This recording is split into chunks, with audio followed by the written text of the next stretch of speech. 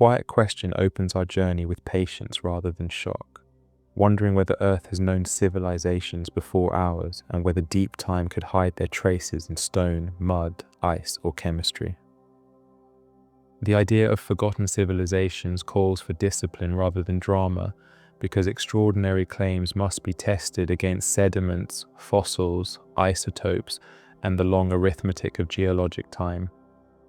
Civilization in this inquiry means large-scale organization with technology, surplus, hierarchy, culture, and the ability to transform landscapes beyond local footprints, a definition that lets evidence be weighed rather than wished for. Such a society leaves signals in materials and in patterns, from metals mined at industrial scales to engineered stone, from altered rivers to soils enriched or stripped by cultivation across generations. Earth as a planet is ancient beyond intuition, 4.5 billion years of cooling, collision, ocean making, and continent drifting, while our own species has walked here for roughly 300,000. Written history occupies only a small sliver of that span, a few thousand years in which alphabets, empires, and engines arrived late against the backdrop of deep time. When we place these scales side by side, the gulf becomes plain, because the rock column holds rooms for countless episodes we will never read, even if eyes and drills search carefully. The fossil record is not a diary, but a set of lucky pages, since preservation demands rapid burial, mineral exchange, and shelter from erosion that would otherwise grind stories to sand. Soft bodies vanish quickly, hard parts persist longer, and entire habitats go missing if sediments fail to accumulate, so what we know is always a fraction of what once lived. Geology selects for success in being buried and for luck in being found, which means absence of fossils is evidence of difficulty, not proof of emptiness. Against this selective archive, the question sharpens. If a pre-human civilization rose and fell millions of years ago, what traces could possibly endure to reach our hands today? The Silurian hypothesis posed by Gavin Schmidt and Adam Frank asks exactly this, not to claim secret empires under ancient seas, but to test whether industrial activity would be legible in strata after long ages. Their proposal looks for global markers rather than monuments because buildings weather and vanish, while chemistry, isotopes, and sediment textures can scale across oceans where local ruins cannot.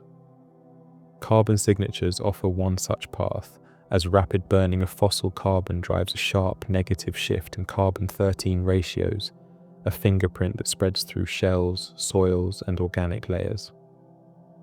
Industrial nitrogen use leaves another trail by fixing atmospheric nitrogen into fertilizers that wash to rivers and seas, raising nitrate loads that change plankton, oxygen, and the burial record.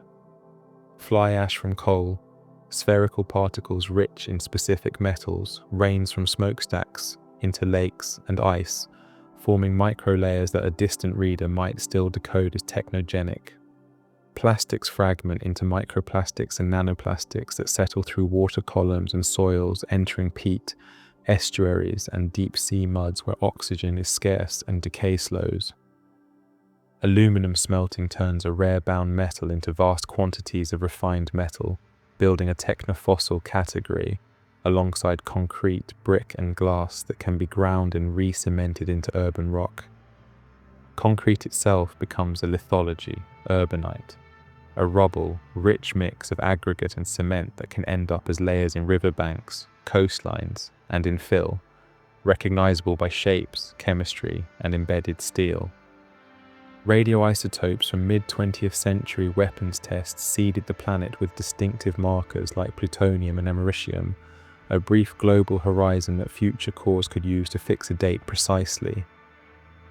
These signatures are discussed not to flatter our reach but to frame a method, because if we ask about any earlier industry, we must ask in this same language of global change recorded in patient sediments. Monuments fare worse over geologic spans since cities crumble, metals corrode, woods rot, and coastlines migrate as sea level breathes with climate, and as plates shuffle continents into new maps. Deserts bury, forests digest, glaciers plane, and rivers chew. So a skyline can vanish into gravel within tens of thousands of years unless some part is carried quickly into a protective basin. Volcanism and subduction erase whole provinces by melting and recycling crust, meaning entire chapters can be lost to mantle ovens over tens to hundreds of millions of years. Even so, certain environments hoard secrets, like anoxic seafloors where fine laminae settle quietly, caves where dripstone grows over artifacts, and tar seeps that trap bones and pollen in sticky time. The record of our own age already shows layered clues: carbon dioxide rising steeply, methane pulses, warming oceans, shrinking glaciers, shifting pollen zones, and coral bleaching captured as bright bands. If a future geologist bored through river deltas and continental margins, these combined signals would sketch a brief, intense perturbation, a human chapter thin in thickness, but rich in contrast. Whether any prior civilization could have done the same depends on source energy, resource use, and global reach, because only wide and fast footprints write legibly across the whole stratigraphic page. Large-scale metallurgy would show as ore depletion patterns and tailings rich in unusual elements, while synthetic organics would require factories and feedstocks that might leave unique residues in clay and shale. Urban heat islands would not fossilize directly, yet their infrastructure would, from buried pipes and cables to roadbeds of asphalt and aggregate that can be pushed into channels during floods. Seafloor mining scars or dredge marks could be preserved on continental shelves later drowned by sea level rise, etched as subtle terraces or gravel lags among shells and sand. Asking how much survives also means asking how much is lost, because more than 99% of species that have ever lived are extinct, their lives compressed to a handful of bones and impressions. If living lineages vanish so completely, it is not a stretch to ask whether cultural lineages might fade as quickly unless they alter the planet in broad and persistent ways. Human artifacts illustrate both fates. The wooden house returns to soil in centuries, while a buried plastic bottle might linger for thousands, and glass can last longer still in dry, cold silts. Nuclear waste underscores time with its own clock, as plutonium remains hazardous for spans measured in many thousands of years, while reactor steels and concretes weather according to chemistry, load, and environment. Yet even these markers are young next to mountain building, where uplift and erosion can lift seabeds to sky, fold strata, and break signals into shards that later readers must piece together. Our species has also painted signals into ice where trapped bubbles and dust record atmosphere and ash, though ice older than 1 million years rarely survives outside special polar conditions. Tree rings encode drought and fire over centuries to millennia, a delicate archive that burns or rots in ordinary ground, reminding us that land memory is local and less rapidly entombed. Ocean sediments therefore become the grand repository for global signals, slow rain of shells, soot, dust, and molecules that stack into a book thick enough to travel through ages. The geological timescale keeps this book in order, dividing eras, periods, and epochs with mass extinctions, climate shifts, and tectonic rearrangements that can dwarf any single species' tenure. Hominins appear very late on this chart, a few tiny ticks before now, so asking about earlier civilizations is not folly, but humility toward the size of the canvas. Fossilization of tools is rare but not impossible, as in sites where stone implements sit beneath layers of ash or flood deposits, though older sediments are sparse and disturbed by movements of crust.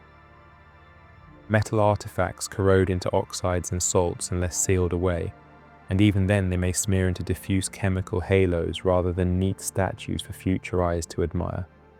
Organic textiles and leather usually vanish unless mummified by dryness, cold, or salt, so the wardrobe of a city has little chance to travel far through time without help from deserts or ice. Ceramics endure best among household goods, hard-fired clays that can persist as shards in river bends, middens, and buried streets that later become foundations for new towns. If we look beyond artifacts to processes, agriculture leaves pollen shifts, charcoal layers, and soil changes like compaction or terraces, all of which can mark sustained human-style land use. Industry paints metal cycles, raising lead, mercury, or copper in peats and lake muds, while combustion leaves polycyclic aromatic compounds that future chemists could still recognize in cores. Transport builds straight lines on landscapes that rivers tend to curve, and these cause sediment traps, scour, and unexpected wetlands that redraw local maps for centuries. Power use concentrates heat and waste in hubs, which in turn reorganize ecology into urban guilds of species that tolerate noise, light, and edges, a biological pattern that fossilizes in bones and shells of commensals. All of these are modern examples with measurable footprints, and they provide a template for asking whether similar footprints might have occurred at other times for reasons not yet known. The Silurian hypothesis points to one more clue, that abrupt global warming events in deep time show chemical fingerprints that could be natural or industrial, so careful reading must separate volcanoes from engines. Past hyperthermals like the Paleocene-Eocene event display carbon isotope swings, oxygen stress in oceans, and clay-rich layers, raising fair questions about mechanisms without jumping to secret societies.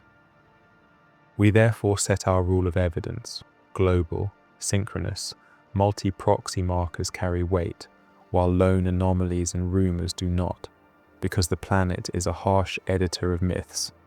With definitions, timescales, and archives laid out, the aim of this chapter is simple and steady: to frame the question with tools of geology, paleontology, archaeology, and climate science, rather than with wishful thinking. We will keep returning to survival over time, because the further back a candidate civilization sits, the less likely its monuments persist, and the more we must rely on planetary chemistry to speak for it. We will also confront the lesson of extinction, since life's history is a long story of rise and loss, and cultural loss can be faster than bones suggest when seas climb or fires sweep. The question is not whether fantasy can be entertained, but whether the rocks can be persuaded, and persuasion here means patterns repeated across basins, margins, and cores. Only by holding to such standards can we honor both curiosity and caution, letting the possibility stay alive while requiring the evidence to grow strong enough to stand. Caves and low oxygen basins act like vaults for deep time, so we ask whether any technogenic trace could hide there beyond the reach of weather and waves while still remaining legible to a careful reader with drills, microscopes, and mass spectrometers. Continental crust holds the oldest pages, with Archean cratons like Pilbara and Cartval surviving billions of years, yet even these shields are scuffed by erosion and veiled by younger sediments that complicate any search for subtle civilization-scale signals. Ocean floors keep cleaner diaries, but are young, since seafloor spreads from ridges then dives at trenches, recycling most oceanic crust within 200 million years and erasing anything older than the age of dinosaurs. Because the ocean resets its pages so often, the most ancient industrial chapter would need to have written itself onto continental shelves, deltas, or inland basins that could outlast the conveyor belt of plates. Taphonomy, the study of how remains enter the record, warns us that hard, widespread, and quickly buried things win in the lottery of memory, so signals tied to chemistry and global cycles carry farther than statues or scripts. With that in mind, we list candidate markers that do not depend on literacy: unusual isotope ratios, synthetic minerals, odd polymer fragments, heavy metal distributions, soot morphologies, and abrupt shifts in sediment grain or color. Carbon-13 depletion linked to massive fossil fuel use is one such marker, but volcanism and methane hydrate releases can mimic it, which means companion clues like nitrogen-15 changes and trace metals must corroborate the tale. Leaded gasoline wrote a distinct pulse of lead into Greenland and alpine ice, mirrored in lake muds and roadside soils, a contemporary example of how industry scales a metal story across continents in just a few decades. Spheroidal carbonaceous particles born in high-temperature combustion show glossy shells under the scope and resist breakdown, leaving a microscopic confetti that might survive burial and re-emergence after long burial cycles. Plastics add a newer class of technofossils, with plastiglomerate in beach gravels where campfires welded fragments to sand and basalts, a hybrid stone that future collectors could bag from terraces lifted by slow tectonics. Many synthetic polymers will crack and oxidize, yet even when chains snap, the fragments can linger, embedding in clay flocks, peat, or anoxic muds where oxygen scarcity slows further loss and locks pieces into the archive. Perfluorinated compounds resist decay under ordinary conditions, so if they were produced in vast quantities, they might leave a subtle halogen signature in sediments or groundwater that later chemists could flag as unnatural. Concrete, brick, and fired tile generate debris fields that wash into rivers during floods and earthquakes, then raft toward estuaries where they can settle as angular conglomerates distinctive from rounded natural cobble beds. Roman concrete that resists seawater through volcanic ash and limestone hydration shows how engineered stone can outlive empires, hinting that material science itself can write long notes into the coastlines it armored. Steel decays quickly in wet air but can persist in sealed, dry, or alkaline settings, which is why rebar entombed in dense concrete might leave ghost cages and iron halos, detectable with geochemical mapping long after forms collapse. Modern agriculture pushes nitrogen and phosphorus into watersheds, expanding dead zones and changing foraminiferal communities, a biotic fingerprint that fossilizes as altered shell assemblages and laminae rich in organic matter. Coal burning elevates mercury and arsenic fluxes to peat and lake beds, so cores that cross industrial centuries display spikes, a small example of how trace elements tattletale on power systems without needing monuments. If we imagine a deep time counterpart, we would look for a short global layer with multiple anomalies at once: carbon isotopes, heavy metals, synthetic grains, soot spheres, and unusual clay minerals formed in altered rivers. Mass extinctions complicate the reading because they also produce sharp, widespread changes, yet their packages hold different combinations such as iridium from impacts or global sulfur from flood basalts, rather than plastics or fly ash. The Chicxulub event left shocked quartz tektites and a worldwide iridium spike 66 million years ago, teaching us what a single violent day can write when pressure and heat become pens. Flood basalt provinces like the Deccan released carbon and sulfur over hundreds of thousands of years, driving climate stress and slow pulses, a chemical cadence distinct from the rapid industrial-style surge we would expect from machines. Shallow marine shelves near deltas are our likeliest pages for civilization-scale layers, because these zones collect runoff, debris, and pollutants, while later subsidence or burial can protect the stack from scouring storms. Desert basins trap wind-blown dust and urban rubble during dry phases, then seal the mix beneath playa crusts that can persist until a pluvial cycle returns, offering another venue where technogenic crumbs could sleep long. Cave speleothems grow drip by drip and capture trace elements, pollen, and smoke signals from fires above, so stalagmites become time strips where abrupt changes in metal ratios might betray industry on the surface. Peat bogs preserve wood and leather for millennia by drowning decay, which suggests that engineered organics or textiles from any earlier culture would favor these cold, acidic archives over open ground. Tar seeps like La Brea trap bones and ancient air bubbles, a sticky ledger that could, in principle, trap advanced materials too if a future of the past ever spilled them nearby. Glacial tills grind landscapes to flour, often destroying local layers, so mid-latitude sites repeatedly glaciated are poor libraries. Equatorial basins and tectonically quiet margins are better bets for continuous pages. Plateaus and high deserts where rain is rare can warehouse ruins briefly at the surface, but without rapid burial they still erode to dust across tens to hundreds of thousands of years, far short of multi-million year aims. Sea level wandering reshapes the search grid because shorelines migrate tens of kilometers with each major meltwater pulse, burying ports and cities first under sand, then beneath marine clays that may later become stone. Human examples of lost places show these mechanics clearly.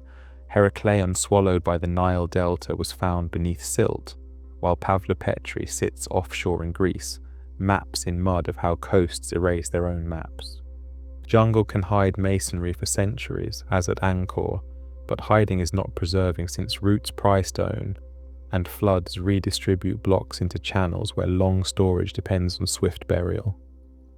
Volcanic ashfalls can entomb towns in a day as at Pompeii, yet even such dramatic raps require continued protection from rivers, roots, and quakes if the package is to last beyond regional cycles. Archaeology teaches that most human places leave thin scatters rather than grand silhouettes, making a planetary search for pre-human industry rely on chemistry first, morphology second, and sculpture almost never.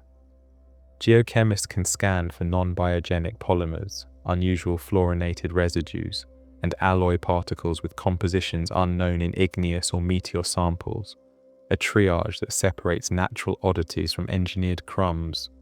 Paleolimnologists core lakes to reconstruct past productivity, oxygen stress, and metal influx, and their diagrams show how quickly a coherent story emerges when multiple proxies rise and fall together.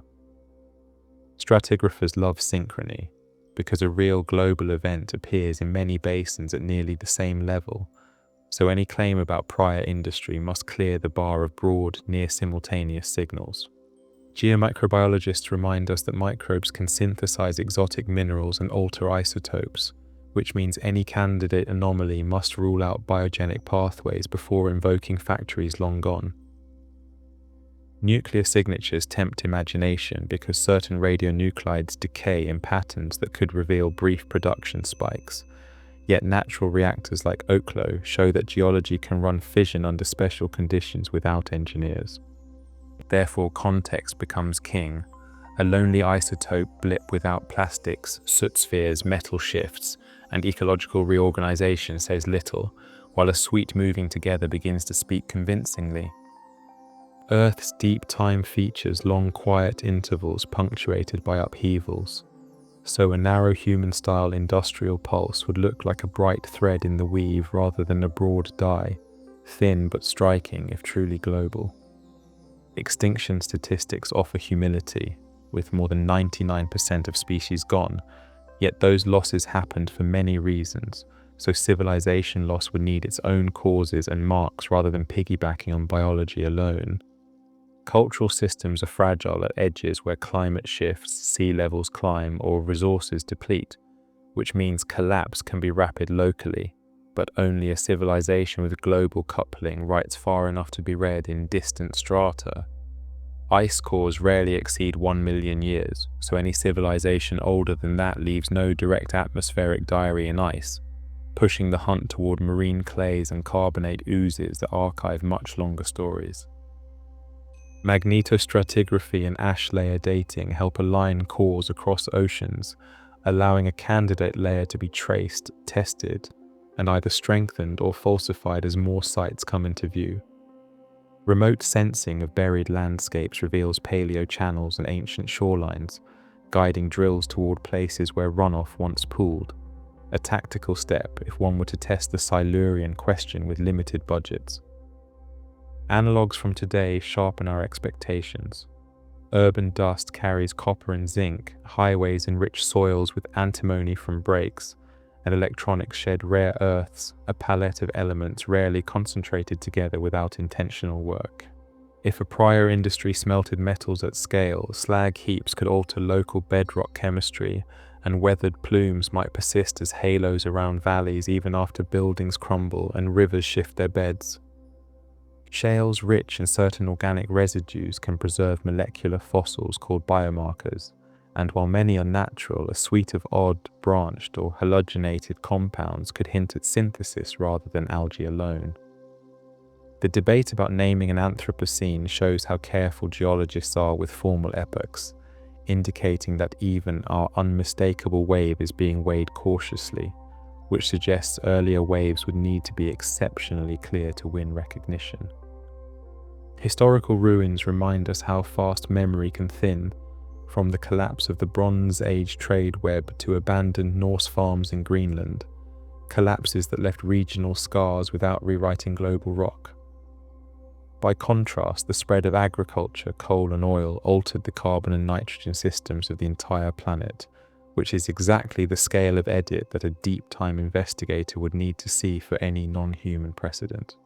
Nuclear power and weapons seeded rare isotopes worldwide in a handful of years, offering a proof of concept that some technologies can stamp a timeline across oceans fast enough to be seen far in the future. Finally, humility and rigor hold the frame steady. We admit how vast Earth's archive is and how spotty our sampling remains. Yet we also insist that claims climb the ladder of evidence step by patient step, from local hints to global concordance. Principles of reading the rock record begin with Nicholas Steno's insights that layers are deposited horizontally, older beds lie beneath younger ones, and objects found within a layer are as old as that layer unless there is clear evidence of later intrusion. James Hutton widened the canvas by arguing for deep time with cycles of erosion and uplift, a vision later refined by Charles Lyell's uniformity, which says everyday processes shape landscapes if given enough years to work. Using those rules, geologists assemble stories from outcrops, cores, and quarries, but they also track how stories are erased by bioturbation, faulting, and weather, reminding us that preservation is the exception, not the rule.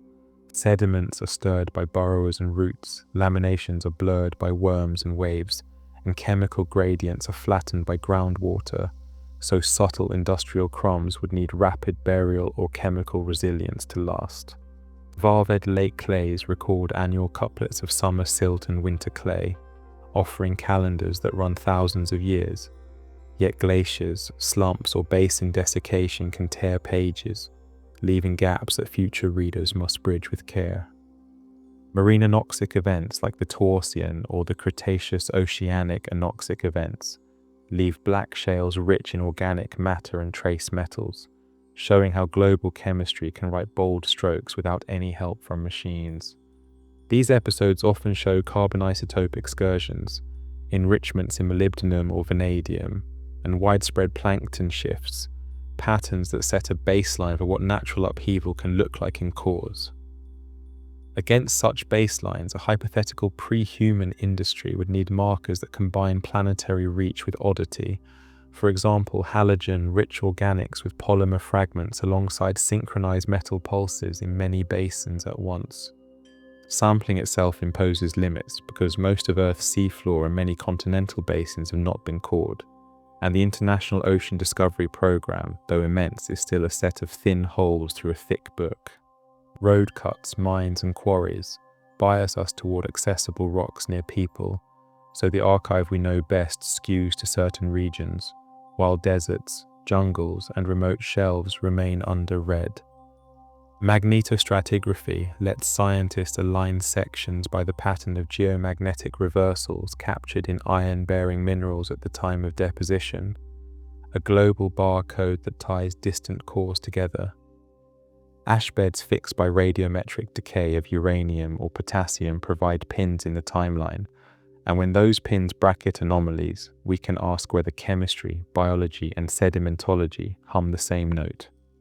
Biostratigraphy uses the first and last appearances of fossils to correlate sections, but it falters in barren intervals, which is why chemical and magnetic tools are crucial when shells and bones go quiet. Desert varnish grows micron thin on rocks over thousands of years, incorporating manganese and iron, and while it can host petroglyphs, it rarely stores engineered compounds in quantities that travel through deep time. Ancient mines leave tumbled spoil and altered bedrock. Examples like the Neolithic copper workings at Timna and the Roman gold of Las Medulas show how extraction reshapes hill slopes and stream loads measurably. Tailings can cement into technogenic sediment with distinctive mineral suites. so a civilization working ore at scale might leave a diffuse yet traceable geochemical halo downwind and downstream. Archaeometallurgy demonstrates how slag chemistry records furnace conditions, which implies that even without artifacts, weathered slag fields could whisper of smelting long after kilns collapse. Mary Anning's coastal fossil finds remind us that erosion can reveal as well as erase, but her cliffs also show how quickly waves reclaim exposures, meaning signals must either be widespread or lucky to last. Karst caves preserve delicate materials under calcite curtains, and uranium series dating on speleothems can timestamp contaminants or soot trapped within, a technique that could register brief industrial pulses above. Peatlands in cool regions store pollen, spores, charcoal and metals across millennia. Bog oaks and trackways illustrate preservation power, hinting that engineered organics might also persist if quickly entombed. River deltas act as conveyor belts into the stratigraphic archive, funneling city dust, tire wear and construction grit toward estuaries, a modern lesson for where to drill when hunting technogenic signals. Shelf edges experience gravity flows that sweep coastal debris into deep water fans, stacking turbidites that can carry anthropogenic crumbs far from shore into long, lived repositories. Bioturbation fades in deeper anoxic zones, increasing the odds that microplastics, soot spheres, and metal-rich clays keep their lamination and remain readable to far future microscopes. Urban stratigraphy shows distinctive layering even within decades, with rubble lenses from earthquakes, storm debris from hurricanes, and fill layers that level ground for new builds, a fine-scale analog for deeper time page breaks. Coastal subsidence under cities like Jakarta and New Orleans demonstrates how human loads and groundwater withdrawal deform sediment, a mechanical fingerprint that could fossilize as warped strata under old urban centers. Archaeology documents rapid coastal loss during Holocene sea level rise, where shell middens and harbors drown and silt, teaching that ports become prime candidates for preservation if later buried beneath marine muds. The Calaveras skull hoax and misreadings of Bimini Road caution against wishful thinking, reminding us to favor converging evidence over single sensational finds. Tephrochronology links sites with the same volcanic ash fingerprint, letting investigators check whether anomalies align across wide regions rather than cluster at one curious outcrop. Desert glass from the Libyan Sahara forms naturally under extreme heat, proving that glassy materials can arise without industry, a reminder to separate unique synthesis marker from natural analogues. Biogenic magnetite and graphite grains show that life manufactures iron minerals, so any magnetic oddities must rule out microbial factories before invoking foundries. Oklow's natural reactors in Gabon demonstrate that uranium ore bodies can go critical given groundwater and geometry, leaving isotope shifts like reduced uranium-235, a caution against leaping from radionuclide anomalies to reactors. Rare earth elements cluster around modern industry due to electronics and magnets, yet carbonatite complexes and heavy mineral sands also concentrate them naturally, which means ratios and co-contaminants are vital to interpretation. Clay minerals carry stories in their lattice. Kaolinite often signals intense weathering, while chlorite and elite mark cooler conditions, so a sudden, widespread clay switch partnered with technofossils would be especially suspicious. Selenium and tellurium enrichment can reflect volcanic gas or ore processing, so decoupling those sources needs paired sulfur isotopes and regional volcanic context. Stable nitrogen isotopes in sediments rise with heavy fertilizer use, yet they also climb during certain marine anoxic states, so a case for industry must braid multiple strands tightly. Paleosols, ancient soils preserved in rock, register land use with compaction, carbonate nodules, and metal influx. A belt of altered paleosols across continents would be a weighty piece of any argument. Geomorphology can betray straight lines at regional scales where canals or causeways once ran, detectable by LiDAR in humid forests today, and by subtle topographic trends that persist after partial burial. Even without writing, domestication leaves legible marks in bones and seeds, like changes in horn shape or grain size. If a prior civilization farmed, macrofossils in floodplains could carry that signature forward. Paleogenomics recovers DNA from permafrost and caves for tens of thousands of years, but a million-year horizon erases nucleic acids almost completely, pushing older searches toward molecules that outlast genes. Lakes such as Baikal and Tanganyika hold deep, undisturbed sequences spanning more than 1 million years, making them strong targets to test for synchronized anomalies consistent with industrial-scale alterations. Continental margins like the Bengal fan or the Amazon fan accumulate enormous sediment volumes that average regional signals, allowing small local spikes to wash out while global patterns remain detectable. Isotope systems beyond carbon add leverage. Strontium ratios track weathering of continental rocks versus ocean crust, while lead isotopes can pinpoint ore sources, tools that could separate natural cycles from mining waves. Clay-bound organics can protect delicate molecules from oxidation, so if synthetic compounds were ever present at scale, their ghosts might ride those clays through burial and later uplift. Seafloor ferromanganese nodules grow slowly over millions of years, scavenging metals from seawater, and could archive smooth curves disturbed by short industrial pulses, as narrow anomalies in trace element profiles. Ice-free polar shelves like parts of Antarctica in warm intervals might have preserved shelves of older ages later overridden, a patchwork that makes continuous records rare and precious wherever they exist. The lunar surface, untouched by weather, has been proposed as a safer vault for long-lived artifacts, yet its distance and energy demands make it unlikely for earlier Earth-bound cultures without spaceflight. Closer to home, desert pavements can preserve footprints and tracks for thousands of years, but wind and thermal stress ultimately break even the toughest stones, illustrating again the need for burial to cross great spans.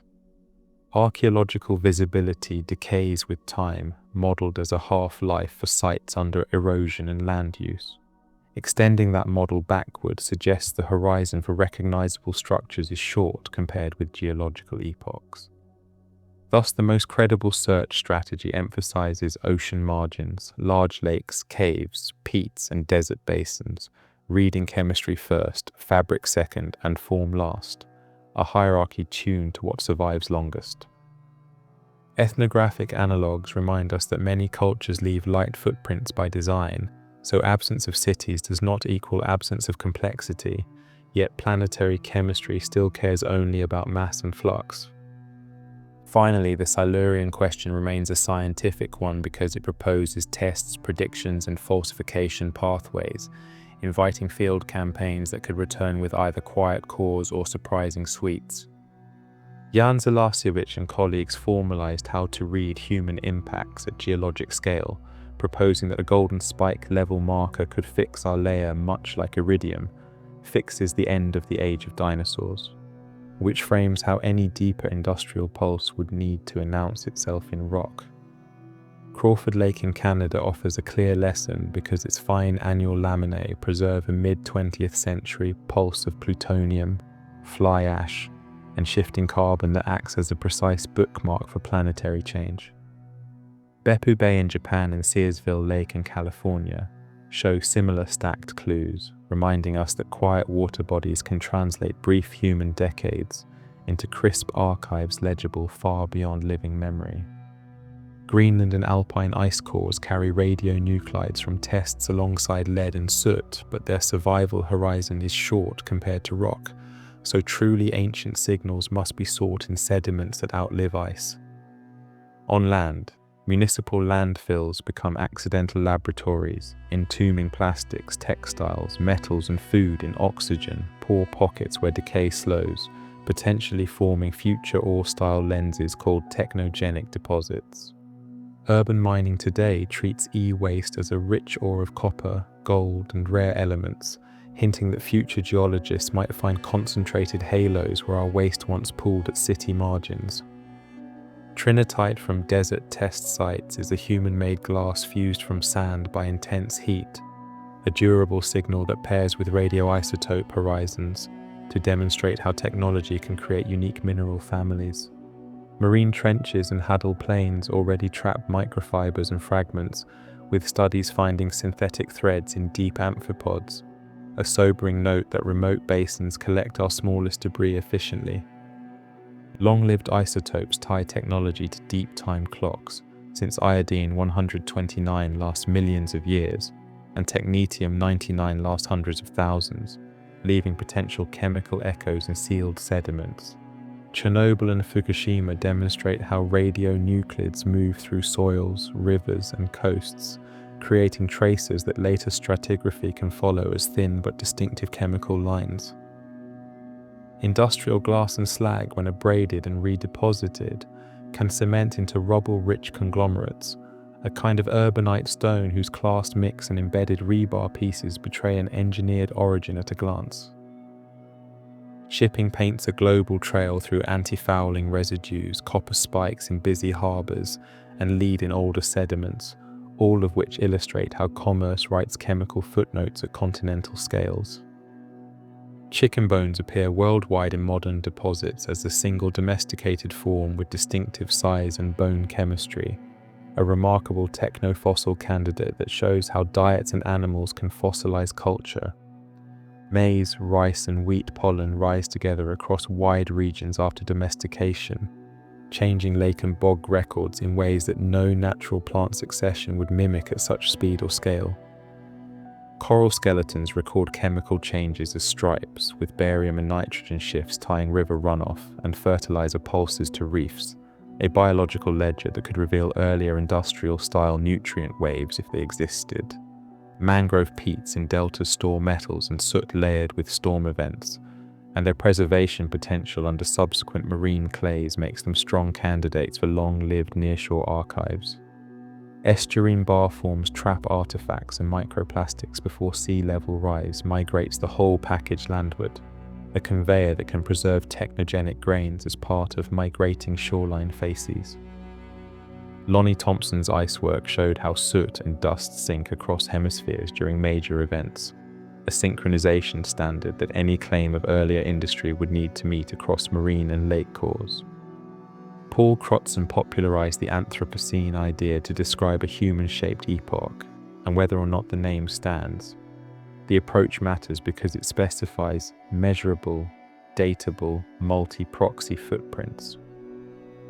Deep time analogues caution us that methane bursts from clathrates, wildfires on continental scales, and flood basalts can imitate parts of an industrial signature, so only unusual combinations close the case.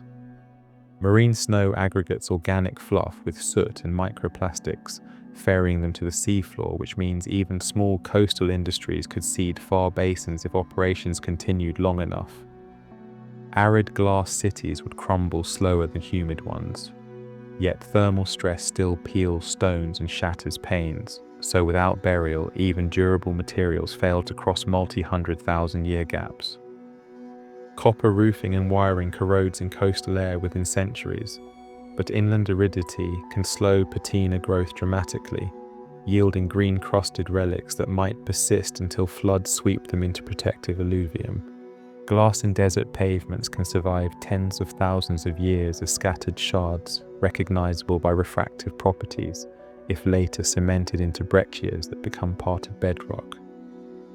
Concrete carbonation and sulfate attacks slowly weaken urban foundations, yet once rubble is buried in alkaline settings, the chemistry flips in favor of preservation, making subterranean slabs quiet time capsules. Asphalt roads weather into aggregate and bitumen fragments that wash into culverts, then settle into floodplains where reworking can mix them with plant matter to form odd, dark lenses in channel fills. Cultural collapse examples like the Maya lowlands show how drought and land use interact to empty cities, but the geological echo is regional, not planetary, underscoring how scale separates legend from stratigraphy. Norse Greenland farms vanished when climate cooled and trade routes failed, leaving middens rich in bone and ash but no world-spanning markers, a reminder that not every fall writes globally. Teotihuacan burned and fragmented, yet its bricks and street plan persist locally. Scaled to deep time, only redeposited materials and basins will stand a chance, not the avenues themselves. When seas rise, harbours drown in silt, and drowned harbours are exactly where to search for composite layers of ceramic shards, ballast stones, metal flakes, and tarry residues. When rivers shift, they cut through older city margins, carrying crushed masonry into point bar deposits where angularity and composition betray a human source, long after walls dissolve. When earthquakes strike, they make rubble fans that can be reworked into colluvial wedges, distinctive lenses at the base of slopes that may lock in roof tiles, brick chips, and plaster bits. Nuclear waste repositories teach the long view. Engineered barriers aim to isolate materials for hundreds of thousands of years, a real-life testbed for how metals, ceramics, and cements behave under deep burial conditions. Subsea cables and pipelines add a modern layer of linear artifacts on continental shelves, and once abandoned they can be entombed by migrating sands, setting up thin, straight anomalies in seismic or core records. Wind farms leave scour pits and monopile foundations around which sedimentary processes rearrange bedforms, a subtle yet mappable signature that demonstrates how energy systems sculpt seabeds. Hydroelectric dams trap sediment and alter downstream grain sizes, a basin-scale change that future stratigraphers could detect as sharp shifts in river deposit character at the time of impoundment. Canal systems kink watersheds and create artificial divides, and their infills later become linear mud belts dotted with brick or slag, easily distinguished from meandering natural channels. Concrete seawalls armor coasts and change erosion patterns, producing coarse lags of reworked blocks where softer shorelines would have left sand, a textural clue for future coastal readers. Synthetic dyes and pigments from industry infiltrate clays to produce color horizons unknown in pre-industrial settings, creating thin but vivid lines that spectrometers can separate chemically with confidence. Agricultural terraces reshape hills in repeating steps, and once abandoned they weather into contour, aligned microtopography that LiDAR can see long after stones tumble. Irrigation salinizes soils and lays down evaporate crusts in hot basins, and these crusts can lithify into thin chemical sediments that memorialize centuries of water diversion. Pastoralism changes pollen and dung fungus spores in tandem, a double signal that strengthens interpretations of land use when paired with charcoal from managed burning. Domesticated animal genomes spread rapidly, but over million-year horizons DNA does not last, so their bones and isotopes must act as the long memory for husbandry. Rare earth magnets and batteries enrich certain dump sites with neodymium or lithium, and leachates can carry these elements into stream beds where they precipitate as unusual mineral coatings.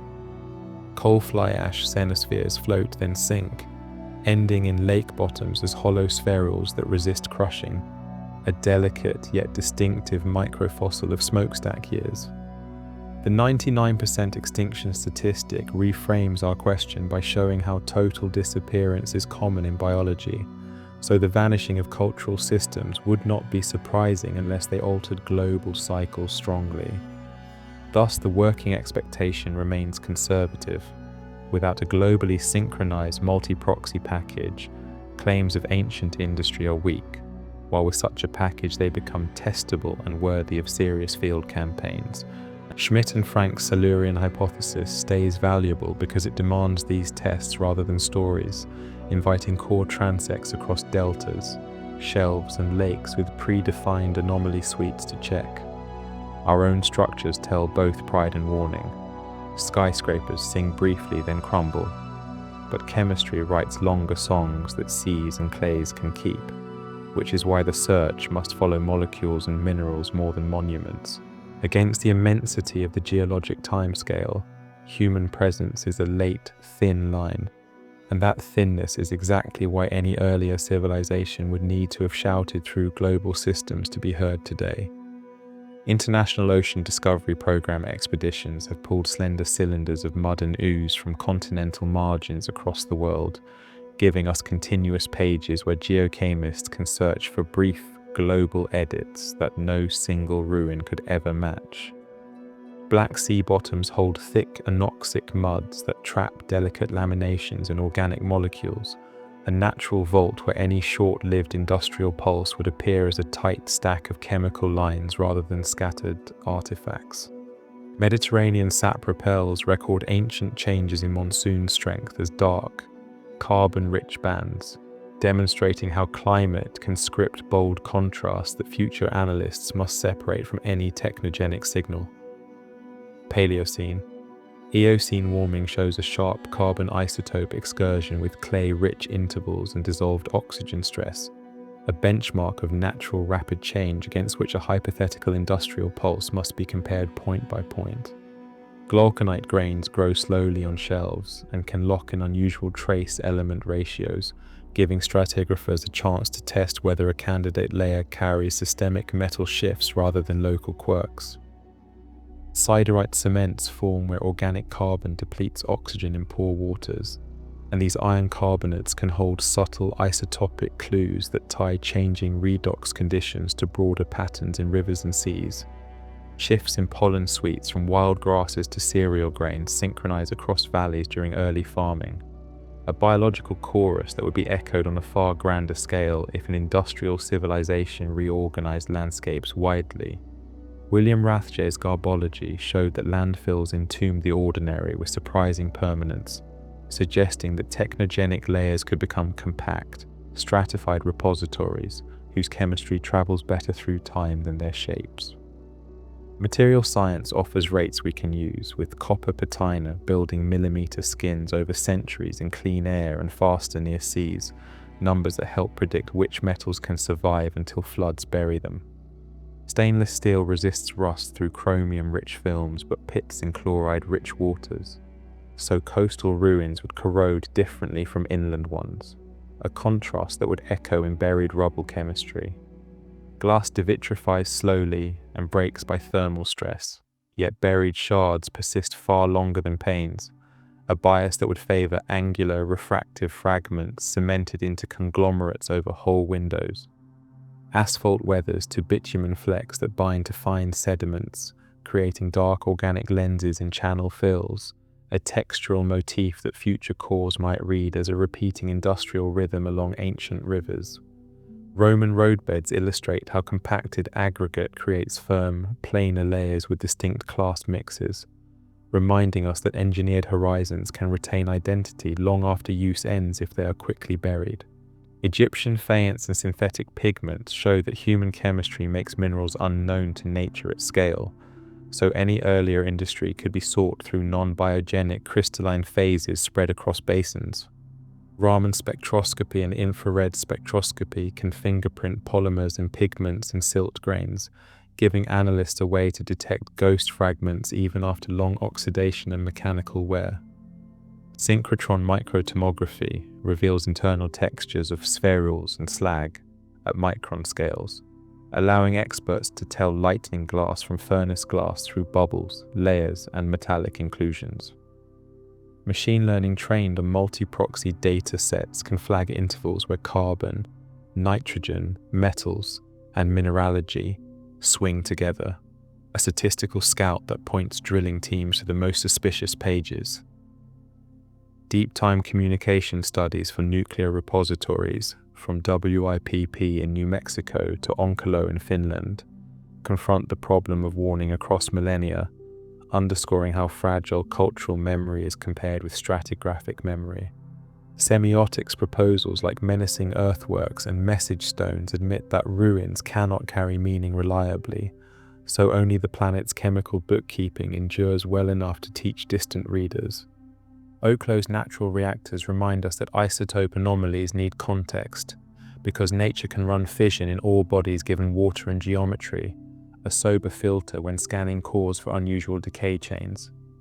Desert glass in the Libyan Sahara forms in natural firestorms or impacts, a caution that glassy sheets alone do not prove furnaces, which is why co-occurring soot spheres and synthetic residues must join the case.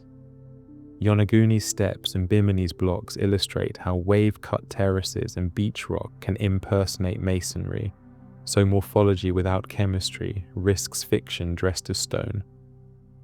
The Pilbara's stromatolites show life-writing stone early and often, which means layered textures can be biogenic, again reminding investigators to rule out microbes before they invoke machines. Dissolved oxygen histories in foraminifera shells come from trace metal ratios like cadmium to calcium and zinc to calcium, tools that tie ecological stress to chemical shifts in a way a civilization-scale industry would also trigger. Plastic glomerate on modern coasts proves that polymer fragments weld to sand and lava in fires, creating a novel rock that could ride rising seas into deltas and then into the long archive of continental margins.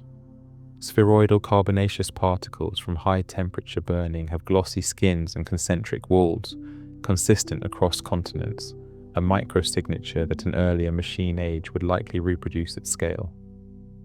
Boron isotopes in shells register ocean acidity, so a sudden steep acidification partnered with metal and polymer markers would be a powerful composite hint of technogenic forcing rather than volcanism alone.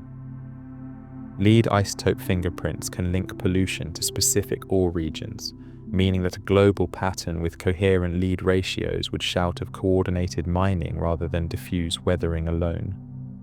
Strontium ratios capture the balance between continental weathering and mid-ocean ridge input, providing a background curve against which abrupt, synchronized shifts might stand out if landscapes were rapidly deforested and plowed. Rare earth patterns show characteristic sawtooth shapes when sourced from electronics waste compared with natural sands, an analytical trick that could flag technogenic horizons in old deltas. Black carbon registers in lake cores as a distinct optical signal separate from charcoal, allowing separation of wildfire regimes from industrial soot if both appear together in a tight interval. Paleoproteomics fades within hundreds of thousands of years, so biomolecules cannot anchor million-year searches. Instead, we must lean on minerals, metals, and persistent synthetics to carry any distant message. Tree line shifts and pollen maps reconstruct land use across continents, but their reach runs to hundreds of thousands of years at best, reinforcing the need for marine clays and shelf fans to study deeper pasts. Bengal fan and Amazon fan pile kilometers of sediment that average entire watersheds, making them ideal to test whether a truly global human-style disturbance ever happened before we arrived. Magnetic susceptibility spikes in core scans flag changes in terrigenous input, and if those spikes coincide with polymer fragments or odd alloys, they could anchor a candidate layer for detailed sampling.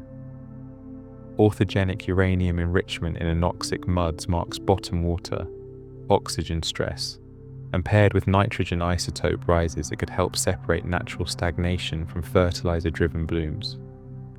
Black Sea sap-propelled tops often show benthic faunal returns as oxygen rebounds, a pattern that brackets disturbance with recovery, which a technogenic pulse would share if it were short and intense.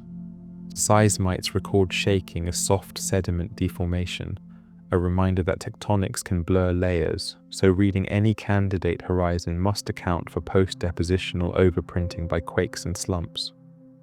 Diagenesis turns soft muds to stone and can redistribute metals, which means that statistical coherence across many basins is crucial to avoid mistaking local chemical reshuffling for global cores. Coring campaigns plan transects from river mouths to deep water to track dilution of land signals, a design that would be essential for testing the Silurian question with real budgets and ships. Bayesian age models knit radiometric dates, varv counts, and magnetozones into timelines with uncertainties, ensuring that claimed synchrony across distant cores is honestly measured rather than assumed. Field teams pre-register hypotheses about which proxies should co-move, aligning with open data archives so that negative results strengthen the method even when no technogenic layer appears. Archaeology's cautionary tales from hoaxes and misreads reinforce this protocol, because a compelling story without converging measurements is only a mirror for our desires, not a finding about Earth. On the philosophy side, Karl Popper's emphasis on falsifiability fits well here, since the Silurian hypothesis gains value by risking disproof through targeted multi-proxy tests rather than retreating to vagueness. The 99% extinction statistic enters as scale, not as fear, reminding us that disappearance is common and that only global edits leave legacies large enough to be legible millions of years later. Human structures behave accordingly, with most skylines destined for gravel while molecules, metals and isotopes take the long road into rock, which is why scientific framing stays with chemistry. Gavin Schmidt and Adam Frank argued that if industry rose earlier, it would read as a thin, worldwide package of anomalies, not as statues, and that the right way to search is to collect, correlate, and compare across oceans. Their framing does not assert lost empires, but refines the question into tasks, turning a speculative idea into a map for cause, labs, and careful debate that respects both mystery and method. With this foundation set, we close the stage setting with patience intact, our tools sharpened for evidence that must be global, synchronized, and multi-proxy, or else be set gently aside as a story that rocks cannot confirm. Ancient Mysteries in Human Civilization sets its pace by looking closely at real sites whose stones, sediments, and stories show how fast traces can thin when coastlines wander and people move on. Göbekli Tepe rises from the limestone of southeastern Turkey with T-shaped pillars carved with foxes, boars, snakes, birds, and abstract signs. A pre-pottery Neolithic sanctuary dated to roughly 11,600 years before today. Radiocarbon dates from charcoal and organic residues fix the time window, while stratigraphy shows multiple building phases, indicating that hunter-gatherer groups coordinated labor at a scale once thought to require settled farms. Klaus Schmidt argued that ritual gatherings here may have helped catalyze domestication nearby, flipping the old assumption by suggesting that temples could precede villages rather than merely decorate them. The pillars stand in circular enclosures partly buried by intentional backfill, which preserved surfaces miraculously while complicating interpretation, because the very act of sealing a place can erase the context we most want to read. No plows or wheel tracks survive on this hill, so the argument for organized culture depends on architecture, iconography, and the logistics of quarrying, shaping, hauling, and raising stones that weigh many tons. Tools at the site are stone and bone, yet the planning intelligence is obvious in layout and repetition, reminding us that complexity does not always travel with metal or writing. Rain, wind, and soil creep would have ruined the carvings if builders had not buried them, a paradox where deliberate closure became the reason the site still speaks. Nearby landscapes once held gazelle herds, wild cereals, and seasonal camps, so a festival model fits the evidence, with periodic work parties returning to renew images and maintain enclosures.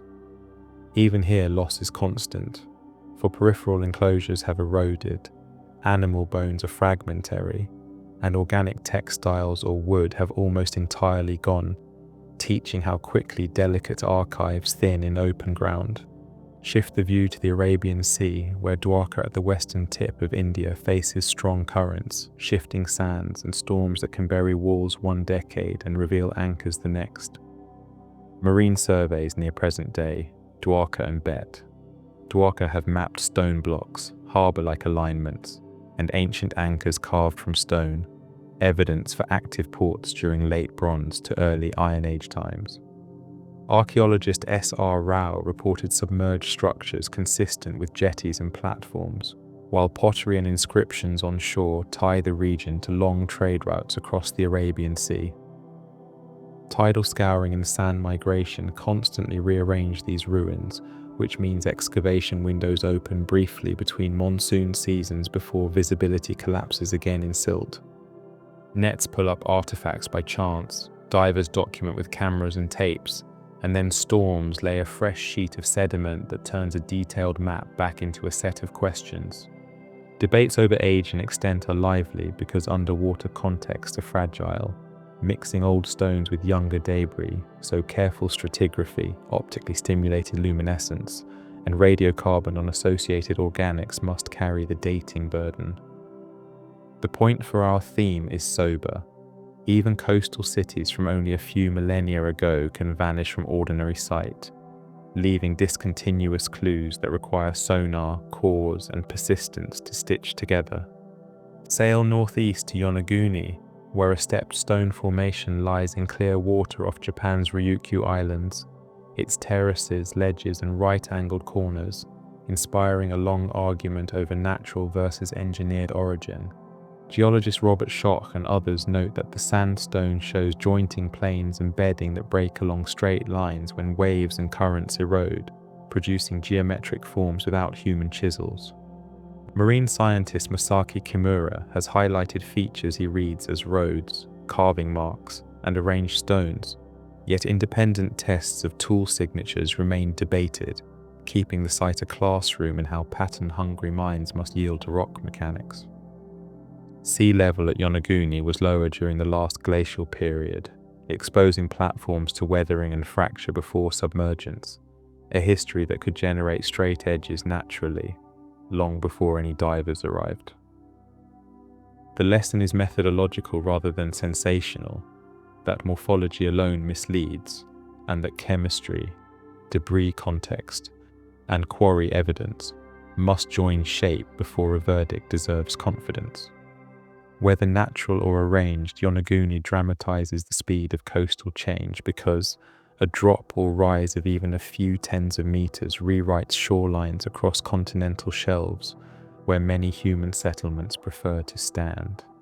Step back to stories where flood myths appear across cultures with striking motifs, from Mesopotamia's Atrahasis and the Epic of Gilgamesh to the tale of Manu in Indian traditions, Deucalion in Greece and the boat of Nu in Egypt. In China, versions of the Gunyu narrative describe taming extraordinary waters, while in many Pacific islands, oral histories remember drowned lands and reef lines now far offshore.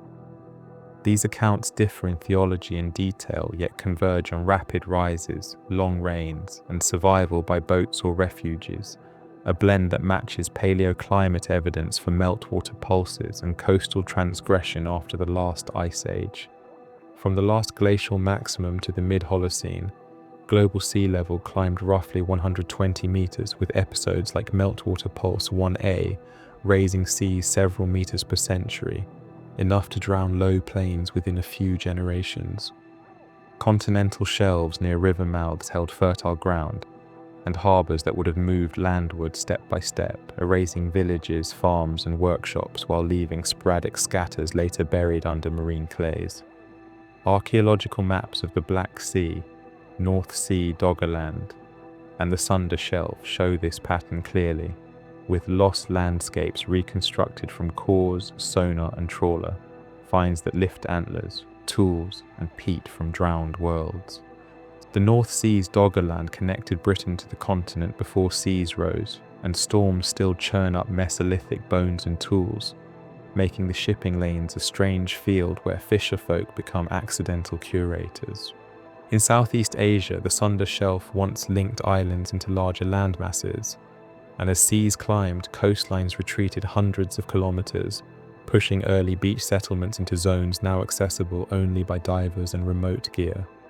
Myths can preserve kernels of experience across centuries when tied to rituals and landmarks, but their timelines blur, so geology must anchor memory with cores, dates, and the physics of ice and ocean.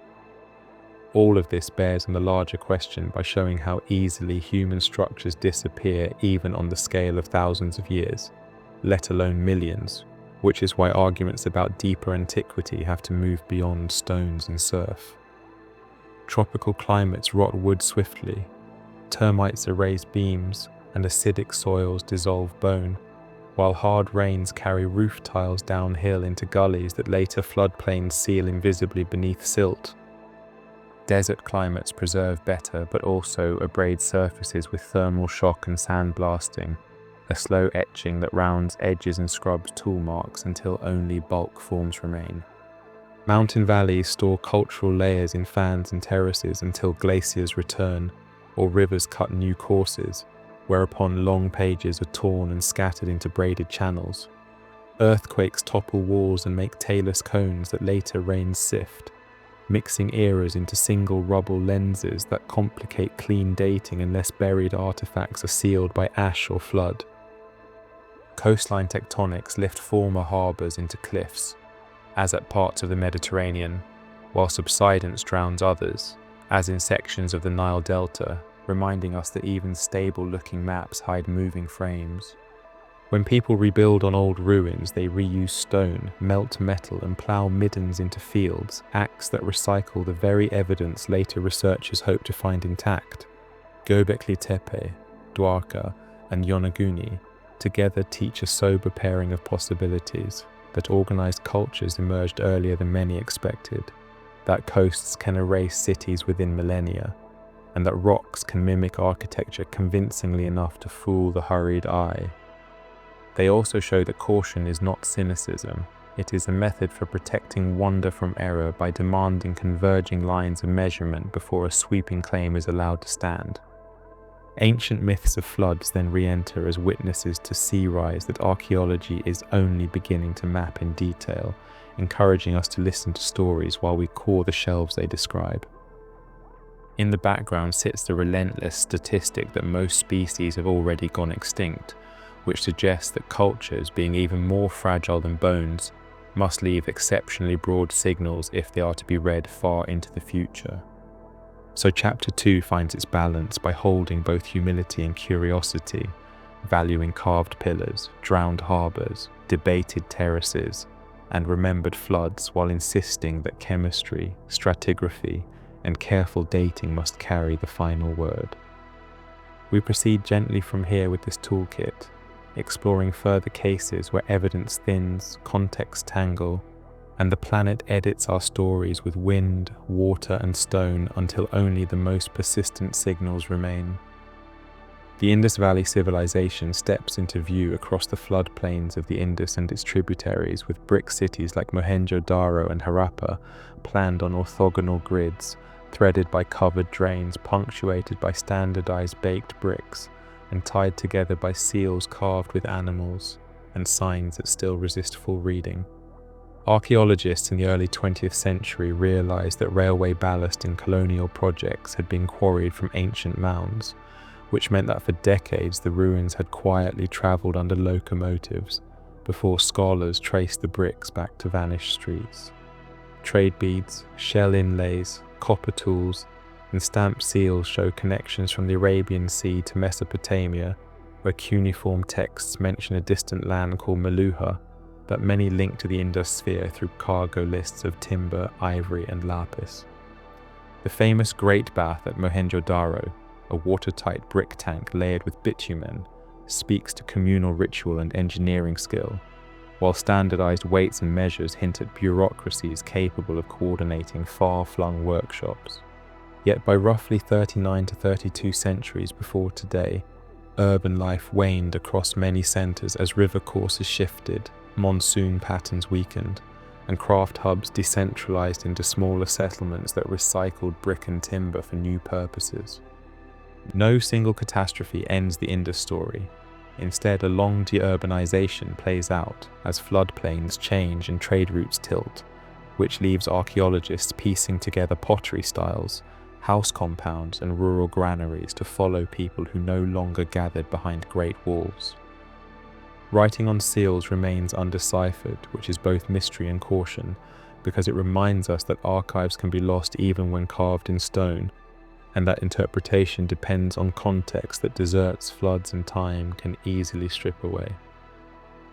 The drains that once carried waste under streets filled with silt, the kiln stacks toppled, and the fired bricks were scavenged by later builders, so the city dissolved into reusable parts that seeded younger towns with the bones of the older one. A civilization with tens of thousands of inhabitants at its peaks can fade so thoroughly that modern discovery arrives by accident, a lesson that scale alone does not guarantee permanence when rivers migrate and rains change rhythm. Across the world, the Maya lowlands illustrate a different pattern, with dozens of city-states woven through forests, each marked by pyramids, bal courts, stelae, reservoirs, and causeways that bound capitals to villages over many days' walk. Dates carved in the long count track dynasties and wars, while palaces at Tikal, Calakmul, and Palenque show complex courts, artisans, scribes, and water management that caught precious rain in aguadas and choltons to outlast dry seasons. LiDAR mapping in recent years has revealed hidden causeways, terraces, and earthworks beneath the canopy, proving that what once looked like scattered temple mounds are actually nodes in a dense engineered landscape. The so-called classic collapse around 12 centuries ago was not a single fall but a staggered process, with epigraphic gaps, abandoned plazas, drought intervals from lake cores, and evidence of increased warfare and shifting trade pointing to a complex breaking of old balances. Some centers in the Puke Hills and on the Yucatan north coast continued into later periods, reminding us that collapse conceals many local stories where cities transform, populations move, and cultural threads survive in new places. Jungle weather quickly breaks lime plaster, tree roots pry stone courses, and termites erase wooden lintels, so within a couple of centuries roofs fall and plazas fill with soil, leaving only the tallest pyramids peaking above green seas until surveyors and villagers cut trails. When explorers first mapped Copan's Acropolis, it was a hill of trees. When epigraphers photographed stelae, vines wrapped glyphs, and when archaeologists opened courtyards, they shoveled centuries of leaf litter before touching the carved steps below. Maya script itself fell silent until the 20th century work of Tatiana Proskouriakov and Yuri Knorozov showed that the glyphs record history and speech, which means centuries of misreading stood between stones and their voices. The Easter Island case, known as Rapa Nui, sits far out in the Pacific with moai statues raised on ahu platforms, quarried from Rano Raraku, transported across the island, and set facing inland as if to guard communities with ancestor presence. Pollen cores and charcoal show that palms once grew thick, then declined, with rats introduced by early voyagers and human land use both playing roles in deforestation. Newer scholarship emphasizes the resilience of Rapa Nui society before European diseases, slavery raids, and colonial pressures brought devastating shocks. Carving, moving, and raising multi-ton statues without beasts of burden illustrates engineering via ropes, rollers, and cooperative labor. Yet much of daily life was in wood, fiber, and thatch, materials that tropical weather and salt air erase quickly. What stands today are basalt platforms, tough statues, and petroglyphs, while the house frames, canoes, nets, and clothing that once animated the island have rotted to soil, leaving a biased sample of stone-heavy culture to interpret. These three examples differ in environment and trajectory, yet they meet at a shared truth. Deserts, jungles, and oceans do not simply preserve or destroy, they select, bury, and disguise. So archives are edited by wind, water, and roots before we ever arrive with trowels. Deserts can be kind to bone and cloth in hyper-arid pockets, as in Egypt's Old Kingdom tombs or Andean cemeteries.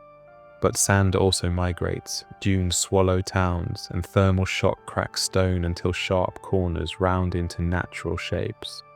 Jungles compost wood within years, insects bore galleries through beams, and humidity dissolves plasters. Yet beneath canopy soils lie staircases, reservoirs, and causeways that become visible only to lasers or to farmers who hit buried masonry with their plows.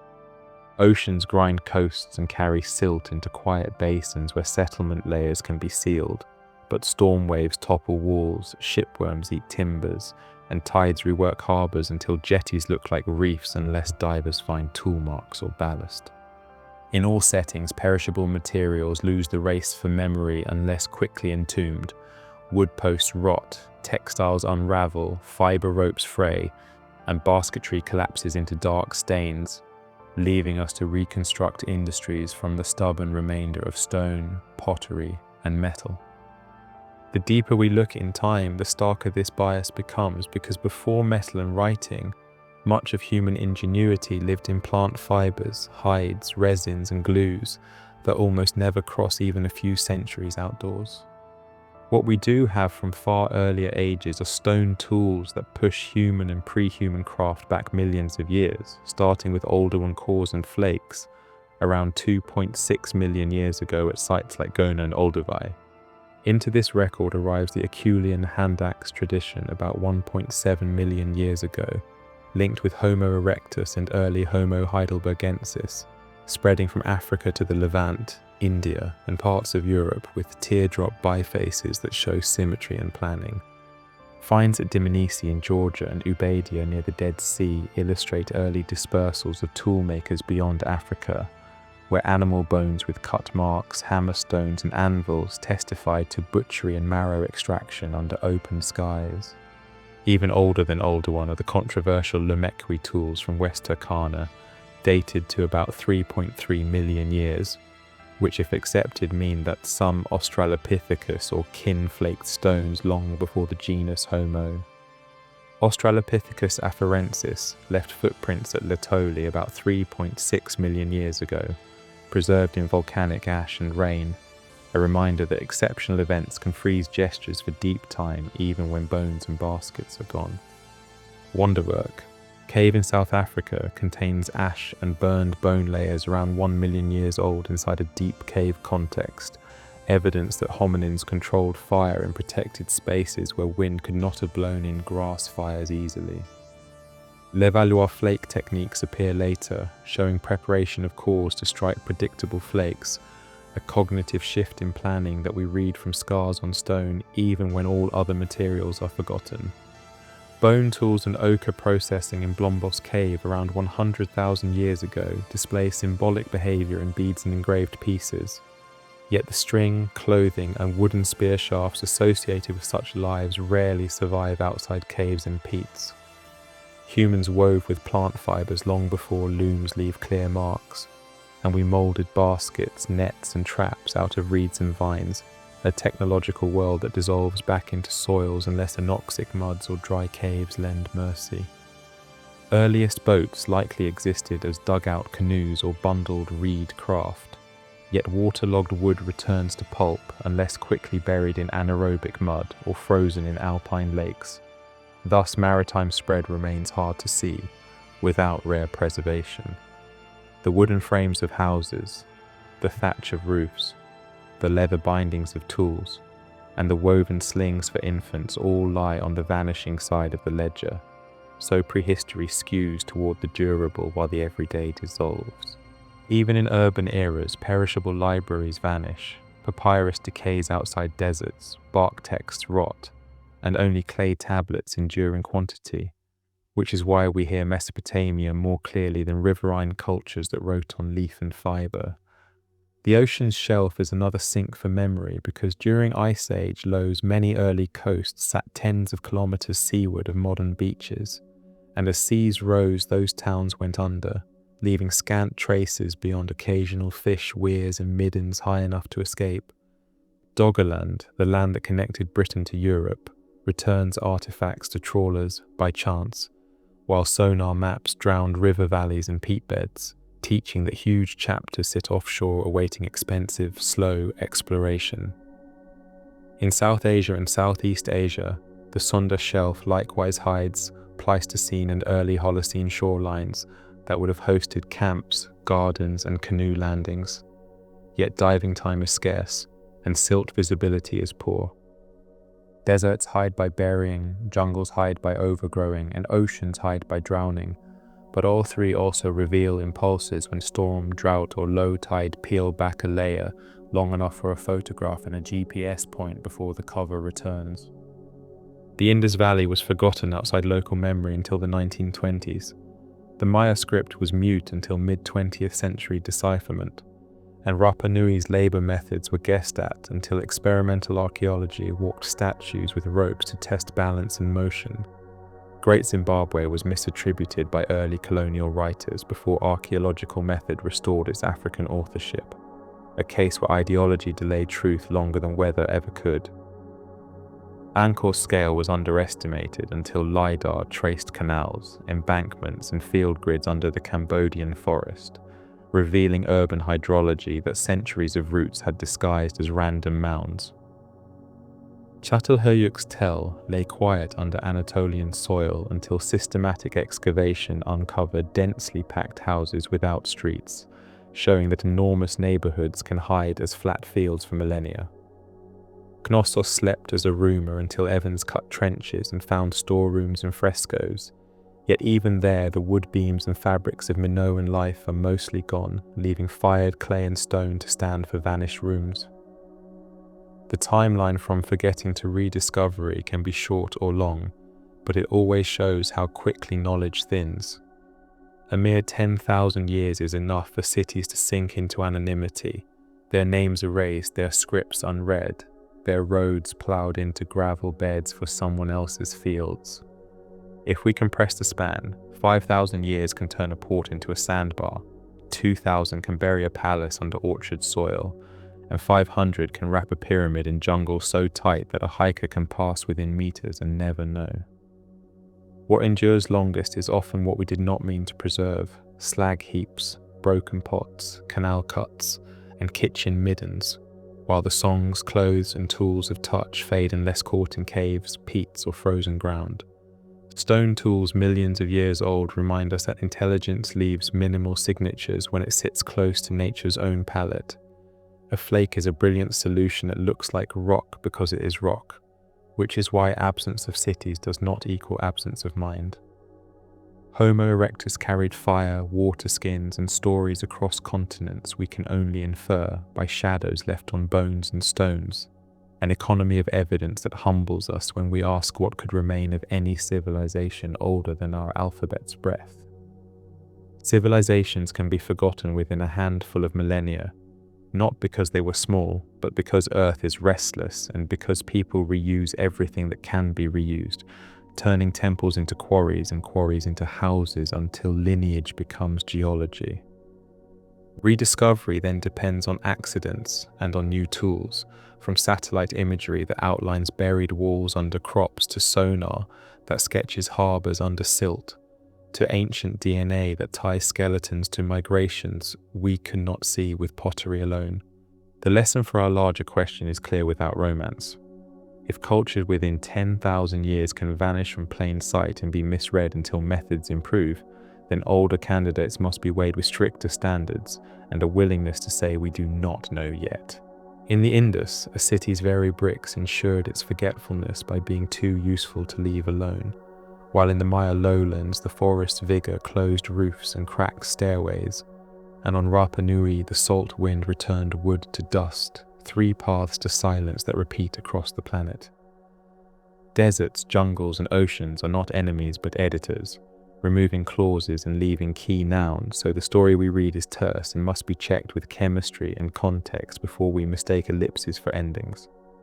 What we have found so far stretches far into prehistory with hand axes, flakes, hearths, beads, and ochre, while what we have not found is almost everything made of fiber, bark, skin, wood, and plant. A disproportion that tells us how cautious to be with claims about the deep past.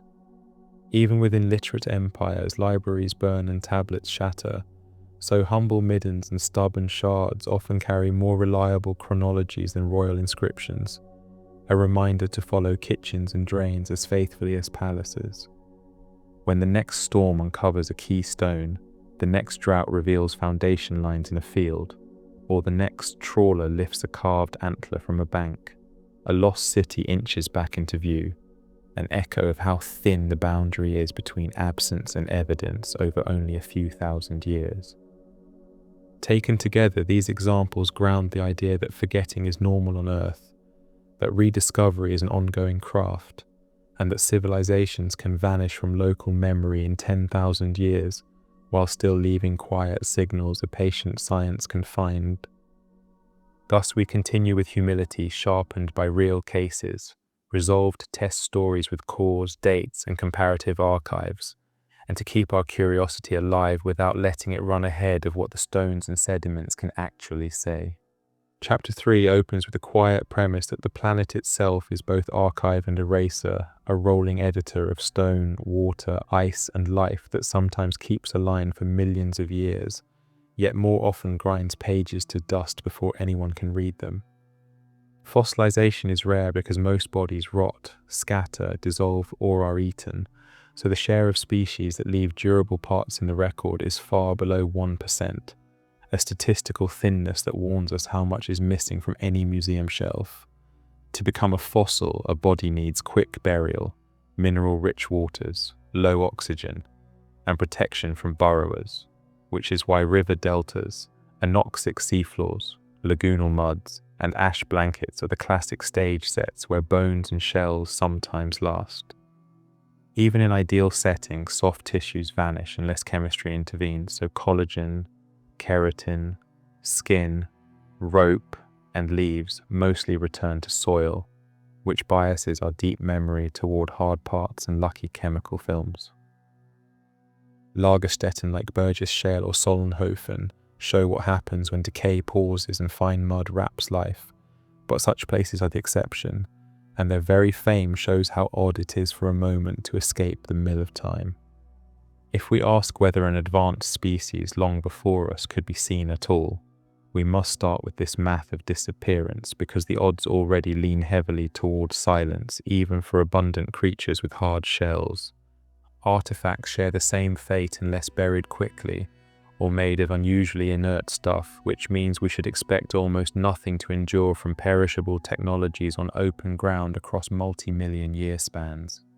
Crustal processes deepen the challenge since erosion scrapes mountains, rivers sort sediments, wind abrades surfaces, glaciers plane valleys, and waves eat coasts, a relentless suite of edits that turns sharp geometry into rounded grains. Tectonics then picks up the pieces and moves them, stacking strata, folding packages, faulting blocks, and burying archives deep enough for heat and pressure to change mineralogy until original stories blur or vanish. Subduction zones recycle entire plates into the mantle, which means nearly all oceanic crust older than 200 million years is gone, taking any seafloor artifacts or sediments with it into hot oblivion. Continental crust survives longer but is far from safe because uplift exposes layers to fresh weathering, while deep burial drives metamorphism that erases delicate chemical lines and reshapes minerals into new fabrics. Unconformities, those gaps in the rock column where time is missing, remind us that entire chapters can be scraped away between two beds that now touch, so absence in an outcrop often marks loss rather than true emptiness. Against this background, the half-life of artifacts becomes central, since steel rusts by electrochemical reaction with water and oxygen, forming iron oxides that spoil and accelerate corrosion unless sealed from the elements. Concrete made of cement hydrates and aggregates endures well in dry alkaline settings but suffers in acidic soils, sulfate-rich clays, or freeze-thaw cycles, cracking into rubble that rivers can carry and rework into ordinary conglomerates. Glass weathers by surface leaching and micro-cracking, devitrifying under heat swings until panes shatter and shards dull, though buried fragments can persist far longer in dry, stable horizons.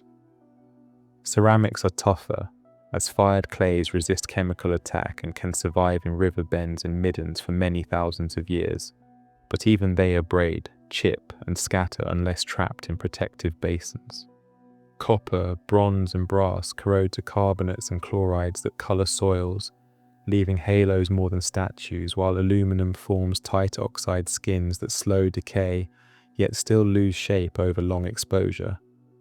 Polymers vary widely. Some oxidize, photodegrade, and crack in sunlight into microplastics and nanoplastics, while others with halogenated backbones linger stubbornly, a persistence that turns today's consumer waste into future techno-fossil crumbs. Wood collapses fast in warm, wet settings as fungi and insects break lignin and cellulose. Ropes unravel, fabrics rot, and leather returns to gelatinous stains unless trapped in peats, deserts, or frozen caves. Paper and papyrus fail outside deserts, pigments fade, and inks wash, so written memory seldom crosses even a few thousand years unless climate and chance conspire to guard shelves and scrolls in abnormal vaults. All of which means that to detect a deep past industry, we should expect chemistry first, sedimentary fabric second, and shaped objects last, because molecules, minerals, and isotopes are the grammars that survive longest. Long-lasting markers include radioactive isotopes that do not occur naturally in significant amounts, synthetic minerals formed by extreme heat or unusual chemistry, and layered plastic-rich sediments that harden into hybrid rocks. Artificial radionuclides such as plutonium that bind to soils and sediments can fix precise horizons if they ever existed widely, while others like technetium or iodine with long lifetimes could leave faint echoes in anoxic muds. Fly ash spherules from high-temperature combustion carry glossy shells and concentric walls, distinctive at microscales and resistant to crushing, a class of microtraces that can travel far through air and then settle into lakes and seas. Soot and black carbon provide optical signals in cores distinct from charcoal, letting analysts separate wildfire regimes from industrial burning when both occur, a distinction vital for fair reading of ancient disturbances. Plastic sediment layers already accumulate in estuaries and coastal shelves, where fragments, fibers, and films mingle with sand and silt, and in some places fire or lava welds them into plastiglomerate that could lithify under future burial. Marine snow carries microplastics to abyssal plains, while river plumes seed deltas with polymer dust, suggesting that a planet with intense industry would leave a thin but global polymer horizon detectable by spectroscopy long after brands and logos fade. Rare alloys dispersed in dust like tungsten-heavy particles or neodymium shards from magnet grinding might lodge in peats and lake muds, creating elemental fingerprints that natural sands seldom copy. Synthetic organohalogens such as certain perfluorinated compounds resist degradation and bind to sediments or groundwater, so if produced at massive scales they could imprint subtle halogen signals that later labs would flag as non-biogenic. Radioactive waste stored in engineered vaults aims for isolation across hundreds of thousands of years, and although containers may fail, the redistribution of long-lived isotopes through aquifers and clays would still trace a human or pre-human industry as slow-moving chemical threads. Ferromanganese nodules on sea floors grow over millions of years and archive trace elements from seawater, so a brief industrial pulse could appear as a narrow anomaly in their layered chemistry if it spanned oceans. Limestone cave speleothems grow drip by drip and incorporate metals, smoke residues, and organics from above, turning stalagmites into time bars where odd metal ratios could betray pollution spikes otherwise lost at the surface. Peat bogs store metals, pollen, and soot under acidic, low-oxygen conditions, serving as regional ledgers that can integrate centuries to millennia of atmospheric additions, and thus capture prolonged industrial periods. Ice cores extend this chemical storytelling, as snowfall traps bubbles of ancient air along with dust and soot, letting analysts read greenhouse gases, ash layers, lead pulses, and radioisotopes with year-to-decade resolution over long spans where ice survives. If we found an unusual carbon isotope spike in multiple cores synchronized across hemispheres, matched with rapid methane rises, acidification markers, and soot microtextures, we would have a candidate signal of extraordinary carbon release that begs a source.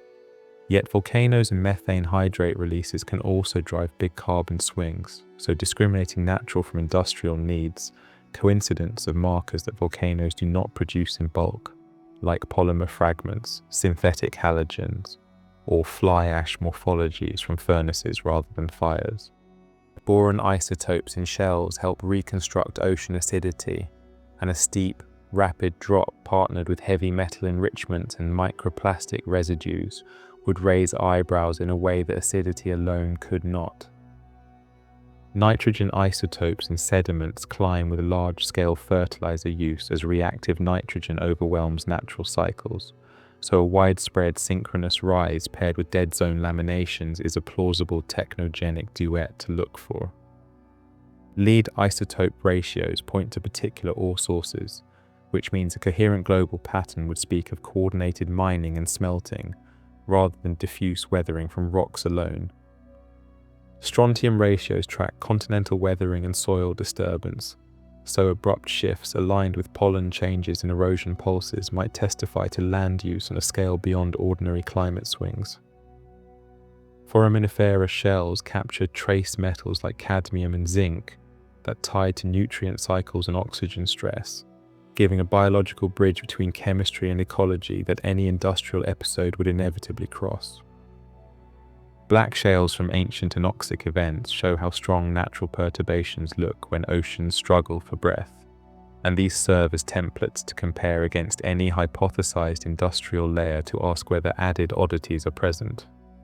In soils, paleosols record compaction, carbonate nodules, and metal influx, so a continent-scale belt of altered ancient soils could mark land engineering on a scale we would otherwise miss once settlement debris eroded away. Lake varves act as annual ledgers, stacking summer silt and winter clay, and within them one can find year-by-year counts of ash, pollen, algae, and metals that could outline short industrial intervals with sharp edges. Diatoms and dinoflagellate cysts respond to nutrients and toxins, leaving spikes in microfossil assemblages that mirror human-style eutrophication today, a parallel we could look for at deeper horizons if other technogenic signs co-occur. Seismic profiles image buried channels, deltas, and shelf fans, guiding coring toward traps where river-borne dust, ash, and anthropogenic crumbs accumulate, a practical route to test hypotheses with limited ship time. Magnetostratigraphy and radiometric dating anchor timelines so that anomalies can be traced across basins honestly, because synchrony is everything when arguing for a planetary cause rather than local quirks. Diagenesis can blur or move metals during lithification, so a robust case needs multiple proxies that point the same way despite such overprints, a redundancy that filters noise from message. On the biological side, mass extinctions and turnovers provide cautionary counterexamples because they produce strong signals without machines, yet they also carry distinctive packages like impact markers or flood basalt sulfur that can be separated from technogenic suites. Plant waxes, steranes, and hopanes in sediments act as biomarkers of life's chemistry, and while many are natural, a horizon rich in odd synthetic structures would stand out as an intrusion from a lab rather than a leaf. Stable chlorine and bromine patterns could hint at large-scale halogenated compound use if found alongside polymer residues and heavy metal shifts, because volcanoes and salt flats rarely package elements in those particular ratios, and even the physics of grains can help, as engineered spheres, fibers, or layered particles have shapes and internal textures that differ from volcanic glass or wind-blown dust. Differences visible under microscopes and confirmed by spectra. Tree rings, though shorter-lived, record spikes in lead, mercury, and nitrogen that can synchronize with lake cores, offering cross-checks between land and water archives during intervals where trees still stood. Corals grow band by band and store barium, nitrogen, and carbon signals tied to runoff and ocean chemistry, turning reefs into coastal logbooks where abrupt cultural intensification nearby leaves measurable lines. Desert varnish accumulates micron-thin layers of manganese and iron that can host trapped aerosols, potentially recording unusual atmospheric chemistry if a pulse persisted long enough over arid ranges. Permafrost can trap contaminants and preserve fragile molecules for tens of thousands of years, but beyond that horizon even cold fails, pushing our deepest search back into minerals, glasses, and isotopes alone. River terraces stack flood stories as staircases along valleys, each tread preserving overbank silts where pollen, soot, and metals can be read later, a terrestrial counterpart to the ocean's long pages. Cave lakes and tufa mounds in karst valleys create quiet sediment traps that can hold incremental records uninterrupted by plows or storms, making them excellent places to look for subtle, steady chemical edits.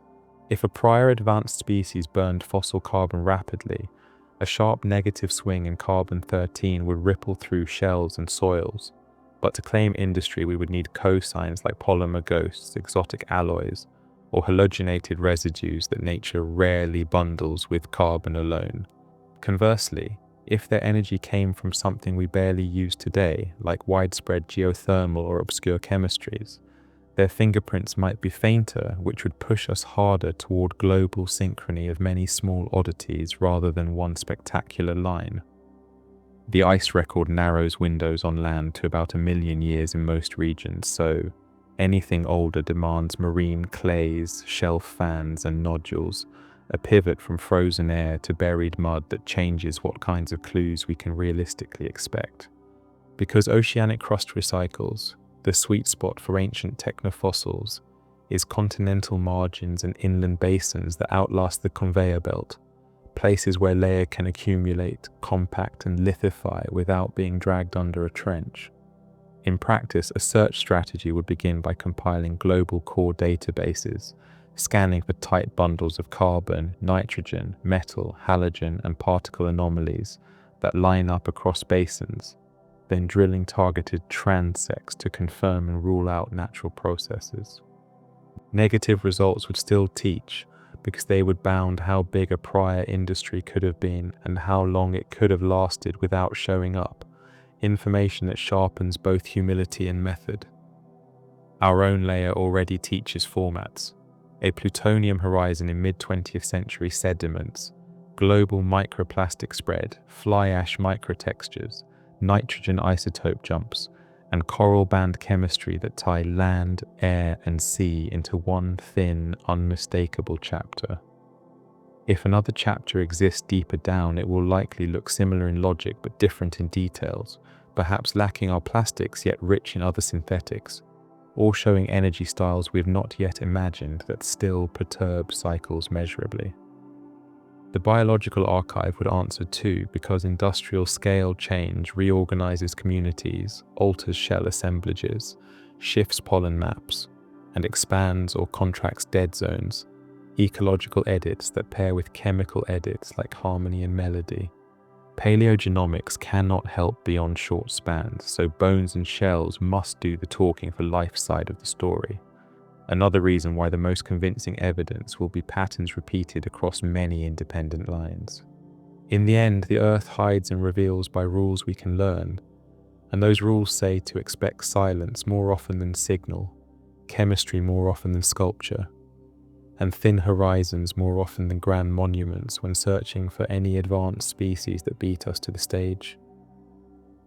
Mass extinctions are the boldest edits in Earth's ledger, and the Cretaceous-Paleogene boundary is a page we can read clearly because a thin clay, rich in iridium, shocked quartz, microtectites, global soot, a fern spike, and a matching crater at Chicxulub all converge on a single violent day followed by years of darkness and chill.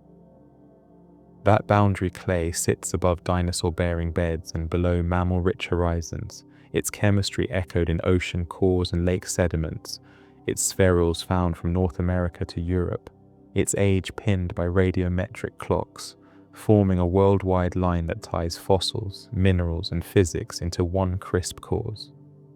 Shocked quartz grains record pressures far beyond volcanoes, while tektites and melt rocks near the Gulf of Mexico map the blast plume, and tsunami deposits drape coasts, together ruling out gradual drivers and naming an impact as the spark that turned forests to fuel and skies to ash.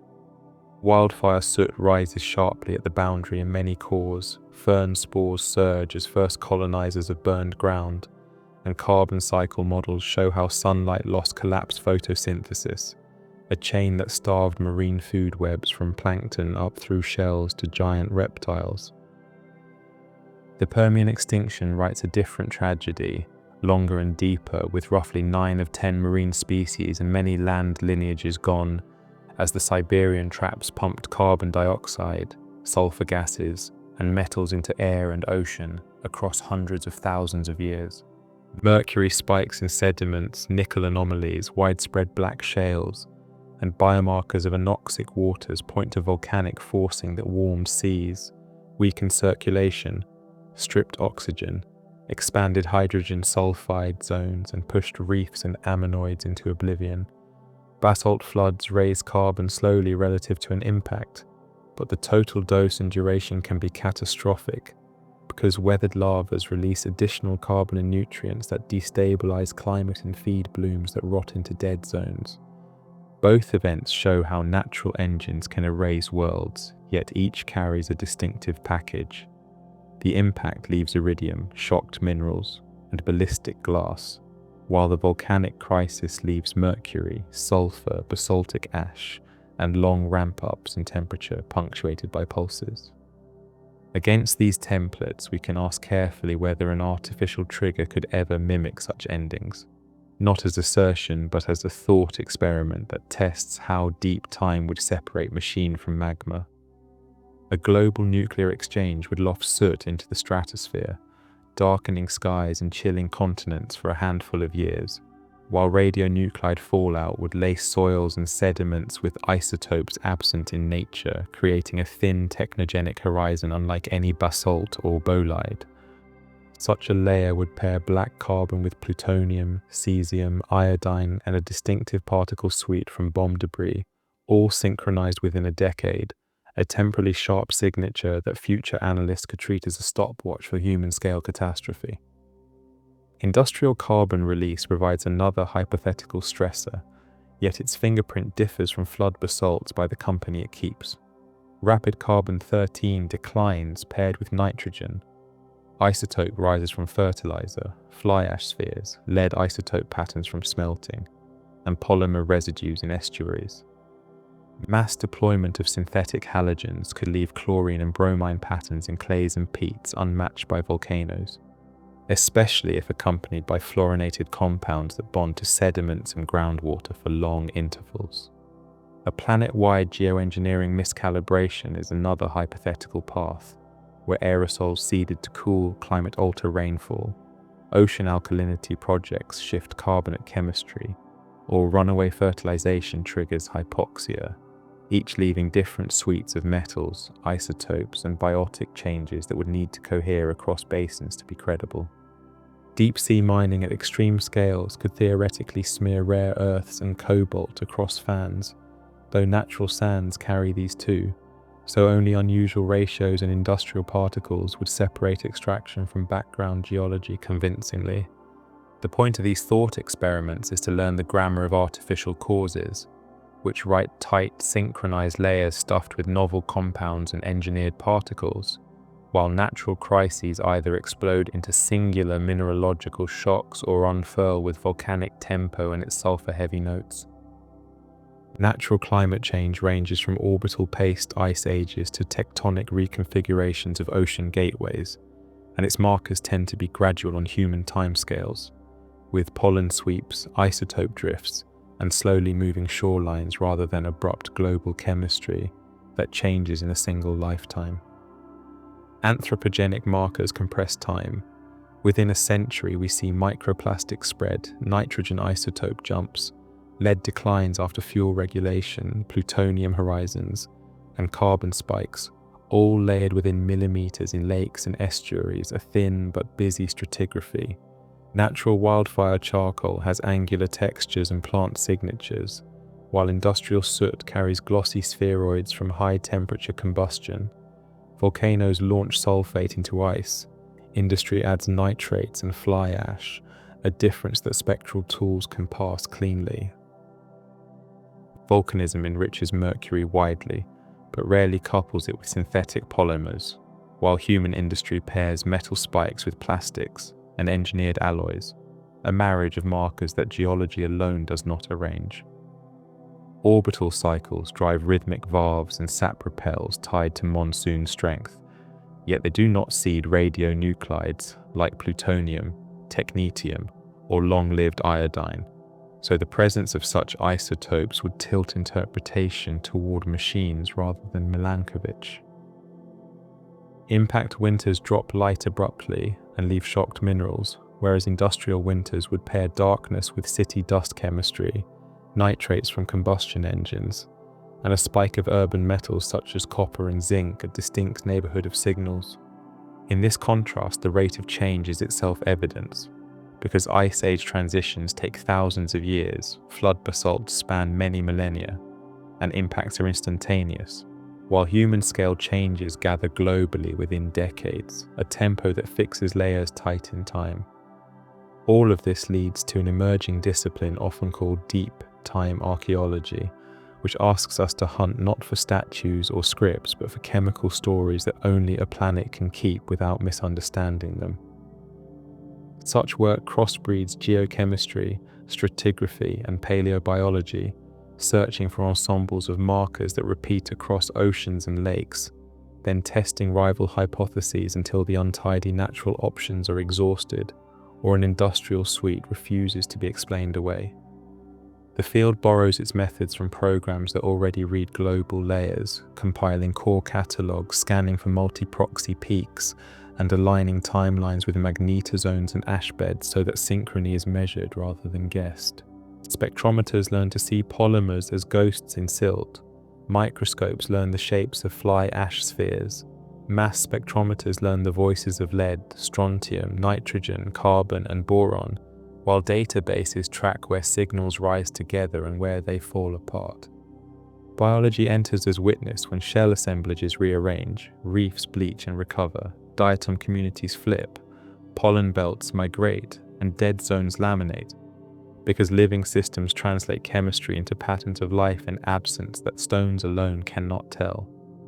Crucially, deep time archaeology prizes falsification, so a candidate layer must survive tests for volcanism, impacts, ocean gateway shifts, orbital pacing, and diagenetic shuffles before any industrial explanation earns a seat at the table. The K-PG and Permian lessons then become controls rather than mysteries, teaching us the mineral signatures of impact and the metal and sulfur chords of flood basalts, background music against which any artificial note would have to sing clearly. Because artifacts decay, the durable residues of an advanced species would be chemistry, energy byproducts, and re-engineered cycles, which is why the search pays attention to halogens, radionuclides, polymers, rare alloys, and synchronized ecological shifts.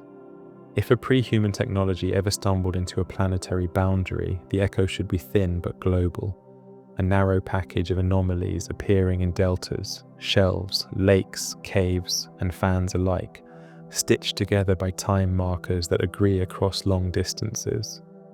Natural change will continue to make false positives compelling, yet each false positive is a teacher, trimming the space of plausible artificial causes until the remaining candidates must either assemble a stronger case or be set aside with thanks. Extinctions force humility by showing how violent and how slow Earth can be, but they also give us reference atlases that keep us from turning every oddity into a story about ourselves when geology already explains it better. In that spirit, the difference between natural climate history and anthropogenic markers rests on the companionship of signals, because only a machine age pairs rapid carbon swings with plastics, fly ash, fertilizer nitrogen, exotic halogens, and global radionuclides within a human lifetime. Deep time archaeology asks us to read patiently, to drill where rivers emptied cities into the sea, to core lakes shielded from burrowing, to sample cave stones that grow like calendars, and to integrate evidence until the quietest lines gain a voice. If no artificial signature appears, the negative result still maps our ignorance and refines expectations, setting up a bound on the size and duration of any prior industry that could remain hidden, a scientific outcome as valuable as a positive hit. If a signature does appear, it will not be a statue, but a symphony of small, stubborn facts, a chorus of isotopes, particles, and ecological turns that repeats from core to core until skepticism becomes curiosity, and curiosity becomes a plan. And so the question about ancient intelligent makers passes through mass extinctions and climate archives toward a method where impacts and basalts show us how the planet writes loudly by itself, and only a coordinated suite of novel companions could justify whispering that someone else once turned the page. Let's consider the possibility that civilizations rise in spurts, stabilize for a while, and then thin out or transform beyond recognition. A cycle written not in stone temples but in changing energy flows, ecologies, and the quiet arithmetic of risk. If we are not the first, then the planet has already tested the experiment of intelligence more than once. And what matters to us is not only whether traces remain, but whether patterns repeat that we can learn to recognize before they close again. Cycles may begin with surplus, when new tools increase returns from land and sea, then concentrate power in hubs that coordinate labor, after which complexity solves yesterday's problems, while quietly breeding tomorrow's fragilities. Joseph Tainter framed collapse as declining marginal returns on complexity, a reminder that adding layers of administration, infrastructure, and control can eventually cost more than they save when shocks arrive quickly. Peter Turchin's cryodynamics models show how social cohesion waxes and wanes with inequality and elite competition, suggesting that internal dynamics can unseat cities even when climate and trade remain outwardly calm. Jared Diamond emphasized environment and resource decisions, noting how soil loss, deforestation, and water stress nudge societies toward brittle thresholds, where one bad season becomes 3 bad decades. If cycles exist at planetary scale, the crest likely corresponds to maximal coupling between technology and biosphere, the very moment when signals would be most legible in sediments and most dangerous for living systems. Resource pressure is the simplest path to self-destruction, because concentrated fuels, ores, and soils are finite, and chasing declining quality deposits often multiplies pollution, cost, and political conflict. Climate forcing is a slower fuse that burns fiercely, as rapid carbon release pushes oceans toward acidity, ice toward retreat, and rainfall toward new patterns that move breadbaskets off their historical maps. War is the fastest fuse, since organized violence can disrupt food, power, and trust in months, and technologies that promise deterrence can produce cascades of harm that outrun any plan to manage them. Nick Bostrom's framing of existential risks reminds us to rank threats by both severity and probability, which means paying attention to low-frequency tail events whose damage would be irreversible at civilizational scales. Robin Hanson's Great Filter offers a cosmic parallel, proposing that somewhere between simple life and galaxy-spanning engineers lies a gauntlet that few pass, and that filter might be behind us, around us, or ahead. The Fermi paradox asks why the sky looks quiet if planets are common, water is widespread, and time is vast. And one sober answer is that technological societies often blink out before their light travels far. If Earth hosted earlier cycles, the silence we see when we look outward could be the same silence we would face when we look backward, a pattern of brief, intense pulses separated by long eras of ordinary geology. Carl Sagan cautioned that extraordinary claims require extraordinary evidence, yet he also asked us to be brave in inquiry, a balance that suits both the search for alien voices and the search for deep-time technosignatures at home.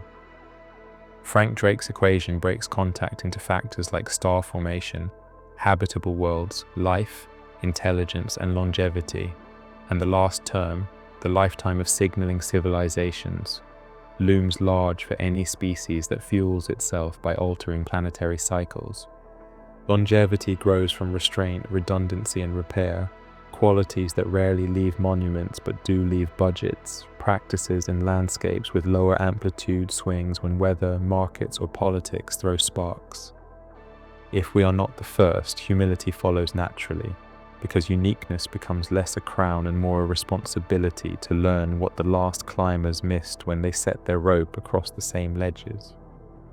Lessons from Earth's past teach that nature always collects the bill, whether through soil exhaustion, fisheries collapse, or flood after forest loss, meaning accounting must move from quarterly views to watershed and century views. They also teach that redundancy is not waste but wisdom, because parallel power grids, seed banks, distributed data, and local food buffers cushion shocks that would otherwise cascade unchecked. If cycles recur, steering the downslope matters as much as climbing the upslope, which argues for graceful degrowth where needed, efficiency that lowers demand, and governance that prizes long memory over short applause. On the scientific side, deep time archaeology becomes a forward-looking discipline, because the proxies we use to search for predecessors are the same proxies future readers will use to read us, a mirror that clarifies our footprint now.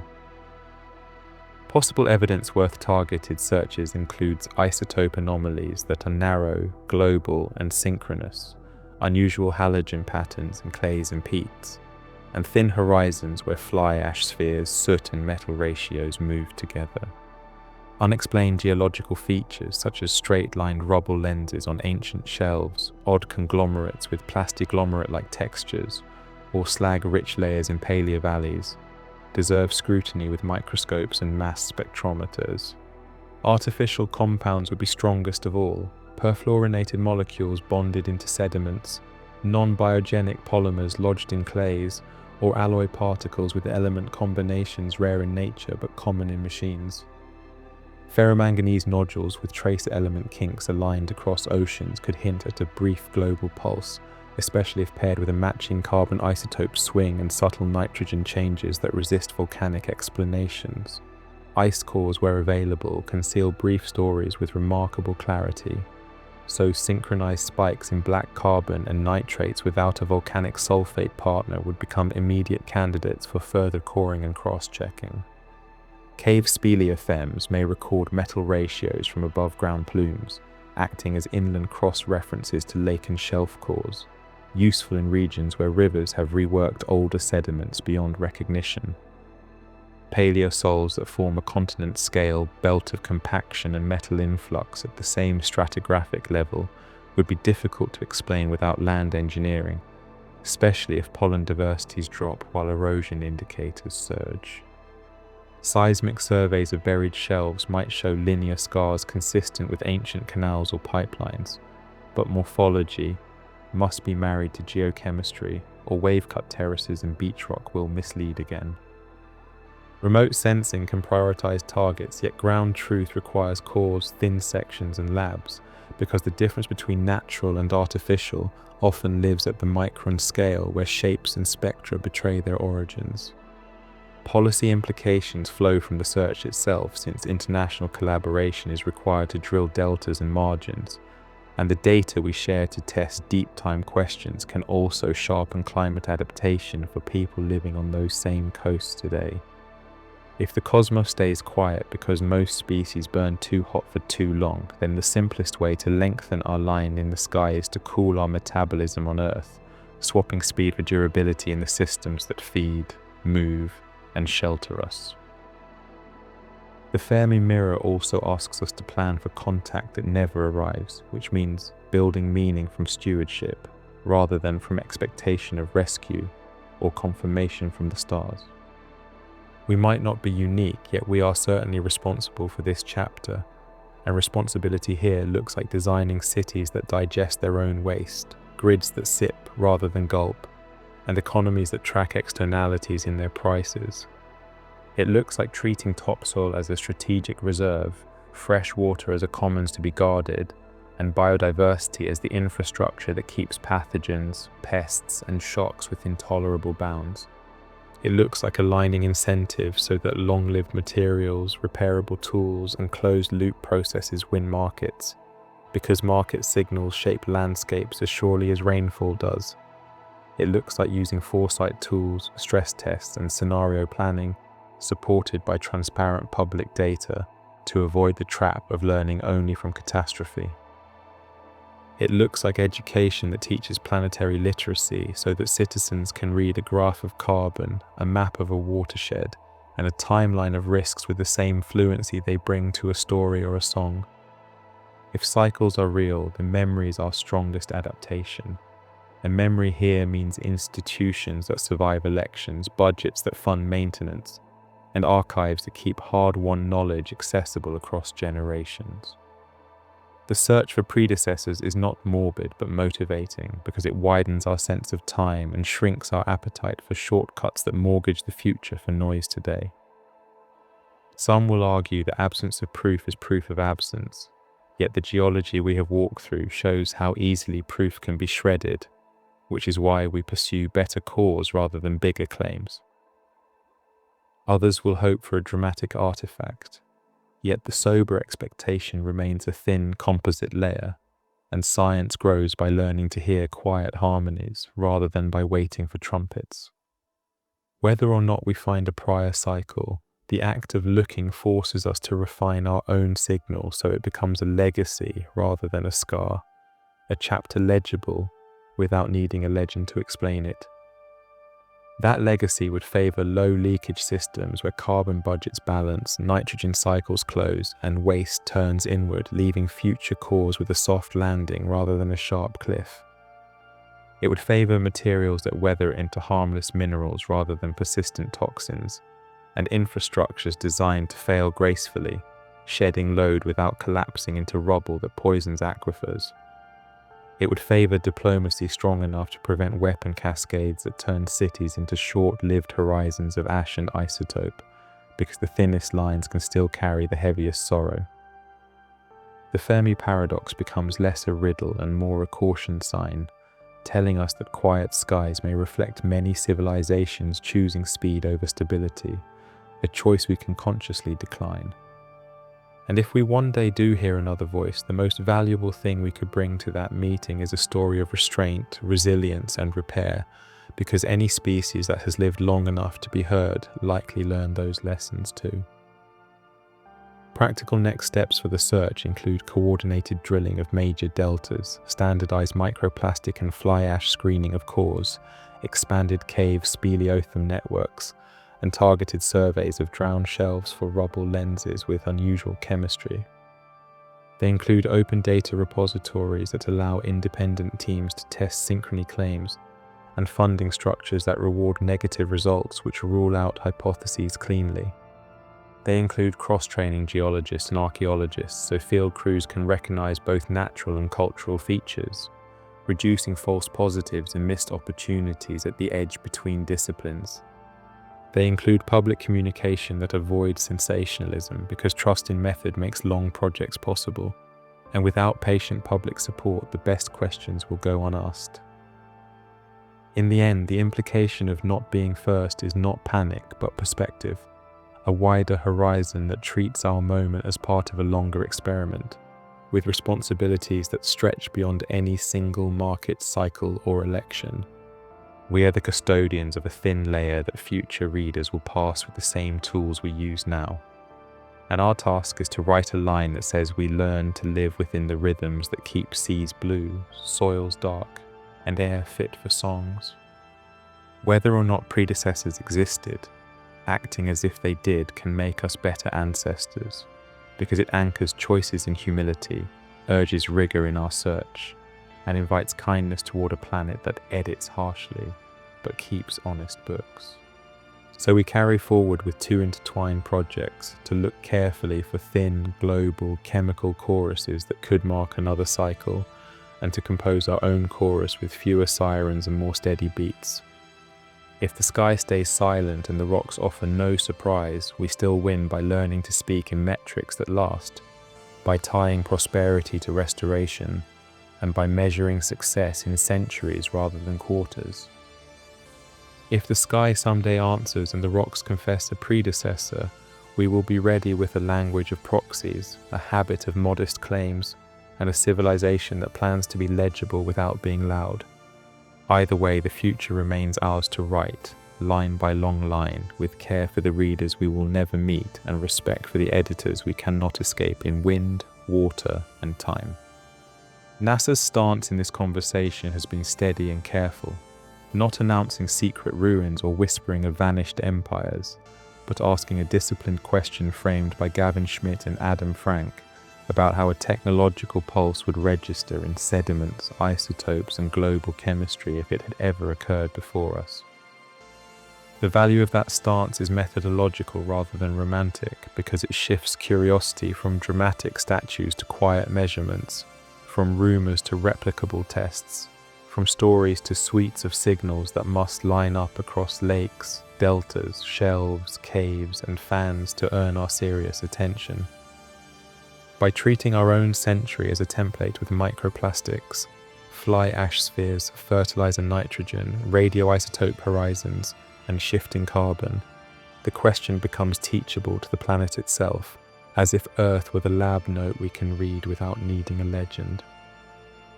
NASA's habit of cross-disciplinary work matters here because the tools that map ice, seas, and dust from orbit can guide coring ships and cave teams toward the best pages, making the search for deep signals a shared project rather than a scattered set of hunches.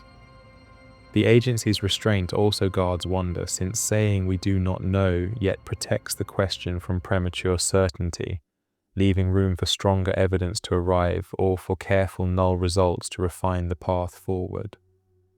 Philosophically, the question opens a door into humility, because whether we are first or not, the planet's proven habit is to let complex things rise and fall, keeping only thin lines that later readers can trace with patient hands. If all traces eventually vanish into dust, heat, and movement, does being first confer meaning that being second would not? Or is meaning forged instead from the quality of care we practice while the clocks still move? One answer is that origin stories matter less than stewardship stories, because whatever our numerical place in the queue, we become significant by how gently we step on soils, how honestly we count costs, and how widely we extend concern. Another answer is that finitude sharpens purpose rather than erasing it, since knowing that archives thin does not make kindness, craft, and truth trivial. It makes them urgent while they can still be chosen. The mirror of deep time also washes pride from our faces, reminding us that to be unique biologically is common and to be temporary is universal. So our task is not to shout, but to sing in tune with cycles that will outlast us. If we are not the first, the lesson is tenderness for the unknown neighbors who did not endure. And if we are the first, the lesson is the same, since tenderness scales with responsibility rather than with proof of company.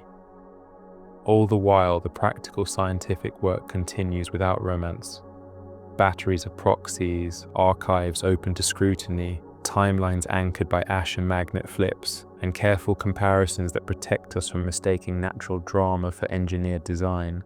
The possibility of cycles does not require cycles to exist to do its moral work, because the mere act of checking teaches patience, teaches calibration, and teaches respect for the planet's slow bookkeeping. Meaning therefore returns to choices within reach, lower leakage in the systems that feed us, slower drawdown of soils and aquifers, quieter supply chains that leave fewer scars, and cities that turn waste into input rather than into legacy. At the same time, the search for technofossils becomes a mirror for our own footprint, encouraging us to dial down markers that injure and to dial up markers that help future readers see that we chose repair over speed when the choice mattered. We can choose to be legible by virtue rather than by accident, leaving thin horizons of honesty rather than thick layers of harm.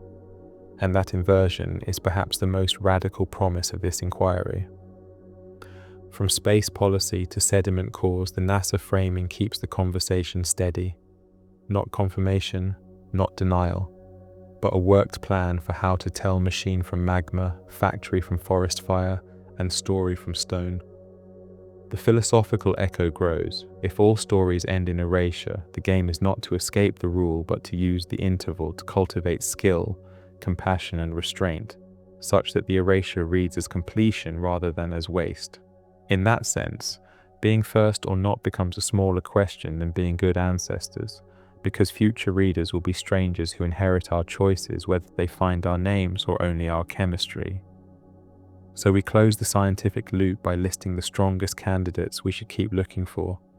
Narrow, global isotope anomalies with unusual companions, synthetic halogen patterns in clays and peats, rare alloys outside known natural sweets, and particle shapes that shout furnace rather than volcano.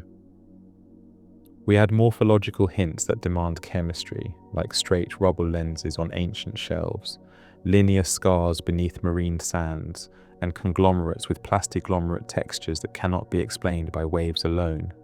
We include biological rearrangements that pair with chemistry, such as sudden shifts in shell assemblages, dead zone laminations that bloom and collapse rapidly, and pollen belts that move out of step with orbital pacing. We commit to negative results as victories, because each clean null tightens the bounds on what we seek, shrinks the space of speculation, and strengthens the clarity of whatever remains possible. We commit to open data not as fashion, but as method, since the more eyes that test synchrony and the more hands that replicate counts, the less room there is for wishful reading of noisy layers. We commit to education that equips citizens to read cause and graphs with the same fluency as headlines, so that patience for slow answers becomes a civic virtue rather than a specialist quirk. Then the documentary steps to its final balcony and looks down the timeline, acknowledging plainly that humans may not be the first civilization on Earth, but equally plainly that we could be the first to leave a legacy designed to be kind and still detectable millions of years from now. Designing such a legacy means aiming for subtlety rather than spectacle, for balanced carbon rather than spikes, for recyclable materials rather than persistent toxins, and for infrastructures that fail softly rather than catastrophically. It means choosing markers of care over markers of harm, like widespread soil restoration bans, seed banks mirrored across continents, and chemical profiles that show restraint rather than excess, profiles that future readers could recognize as the signature of self-control. It means cleaning rivers until the particles that shout city come down to whispers, cooling grids until the soot that shadows skies shrinks into memory, and writing the next century as a page that a child can breathe. It means building redundancy into food, power, and health systems so that no single fault turns into a civilization-wide scar, because the thinnest, kindest horizon is the one that bends but does not break under stress. It means memorials that are practices rather than monuments, rituals of maintenance and shared learning that renew tools, soils, and trust more reliably than stone ever could in a restless world. Perhaps the most graceful long signal we can leave is not a tower but a pattern, coral bands that recover, tree rings that steady, lake laminae that thin in nutrient load, and shelf fans that quiet their soot, a music of repair readable without a translator. If a distant future student cores a delta and finds a century where plastics fall, radionuclides flatline, metals calm, and carbon swerves toward balance, they will know that a culture learned to listen to physics and chose to stay. If that student finds paired paleosols showing less erosion, richer organics, and cooler fire histories across continents, they will understand that the species who wrote that layer turned back from edges without needing a warning carved in stone. We cannot promise permanence, but we can promise intention, crafting our chapter as a gift to unknown readers who may never know our languages, yet will feel our choices in their air, water, and fields. So the closing thought bends toward quiet courage. Whether or not others came before, we can be the ones who learn how to live long on one world, the ones who trade noise for durability, and the ones who make legibility an act of kindness rather than a byproduct of harm. NASA's question remains on the table like a compass, pointing not to certainty but to method, and method will be our bridge from speculation to service, from curiosity to care, from thin horizons of sorrow to thin horizons of wisdom. We step off the balcony with that compass in our pocket, ready to drill, to measure, to repair, and to teach, leaving behind a line in the planet's book that says simply that we were here, we learned, we changed course, and we left the place more readable than we found it.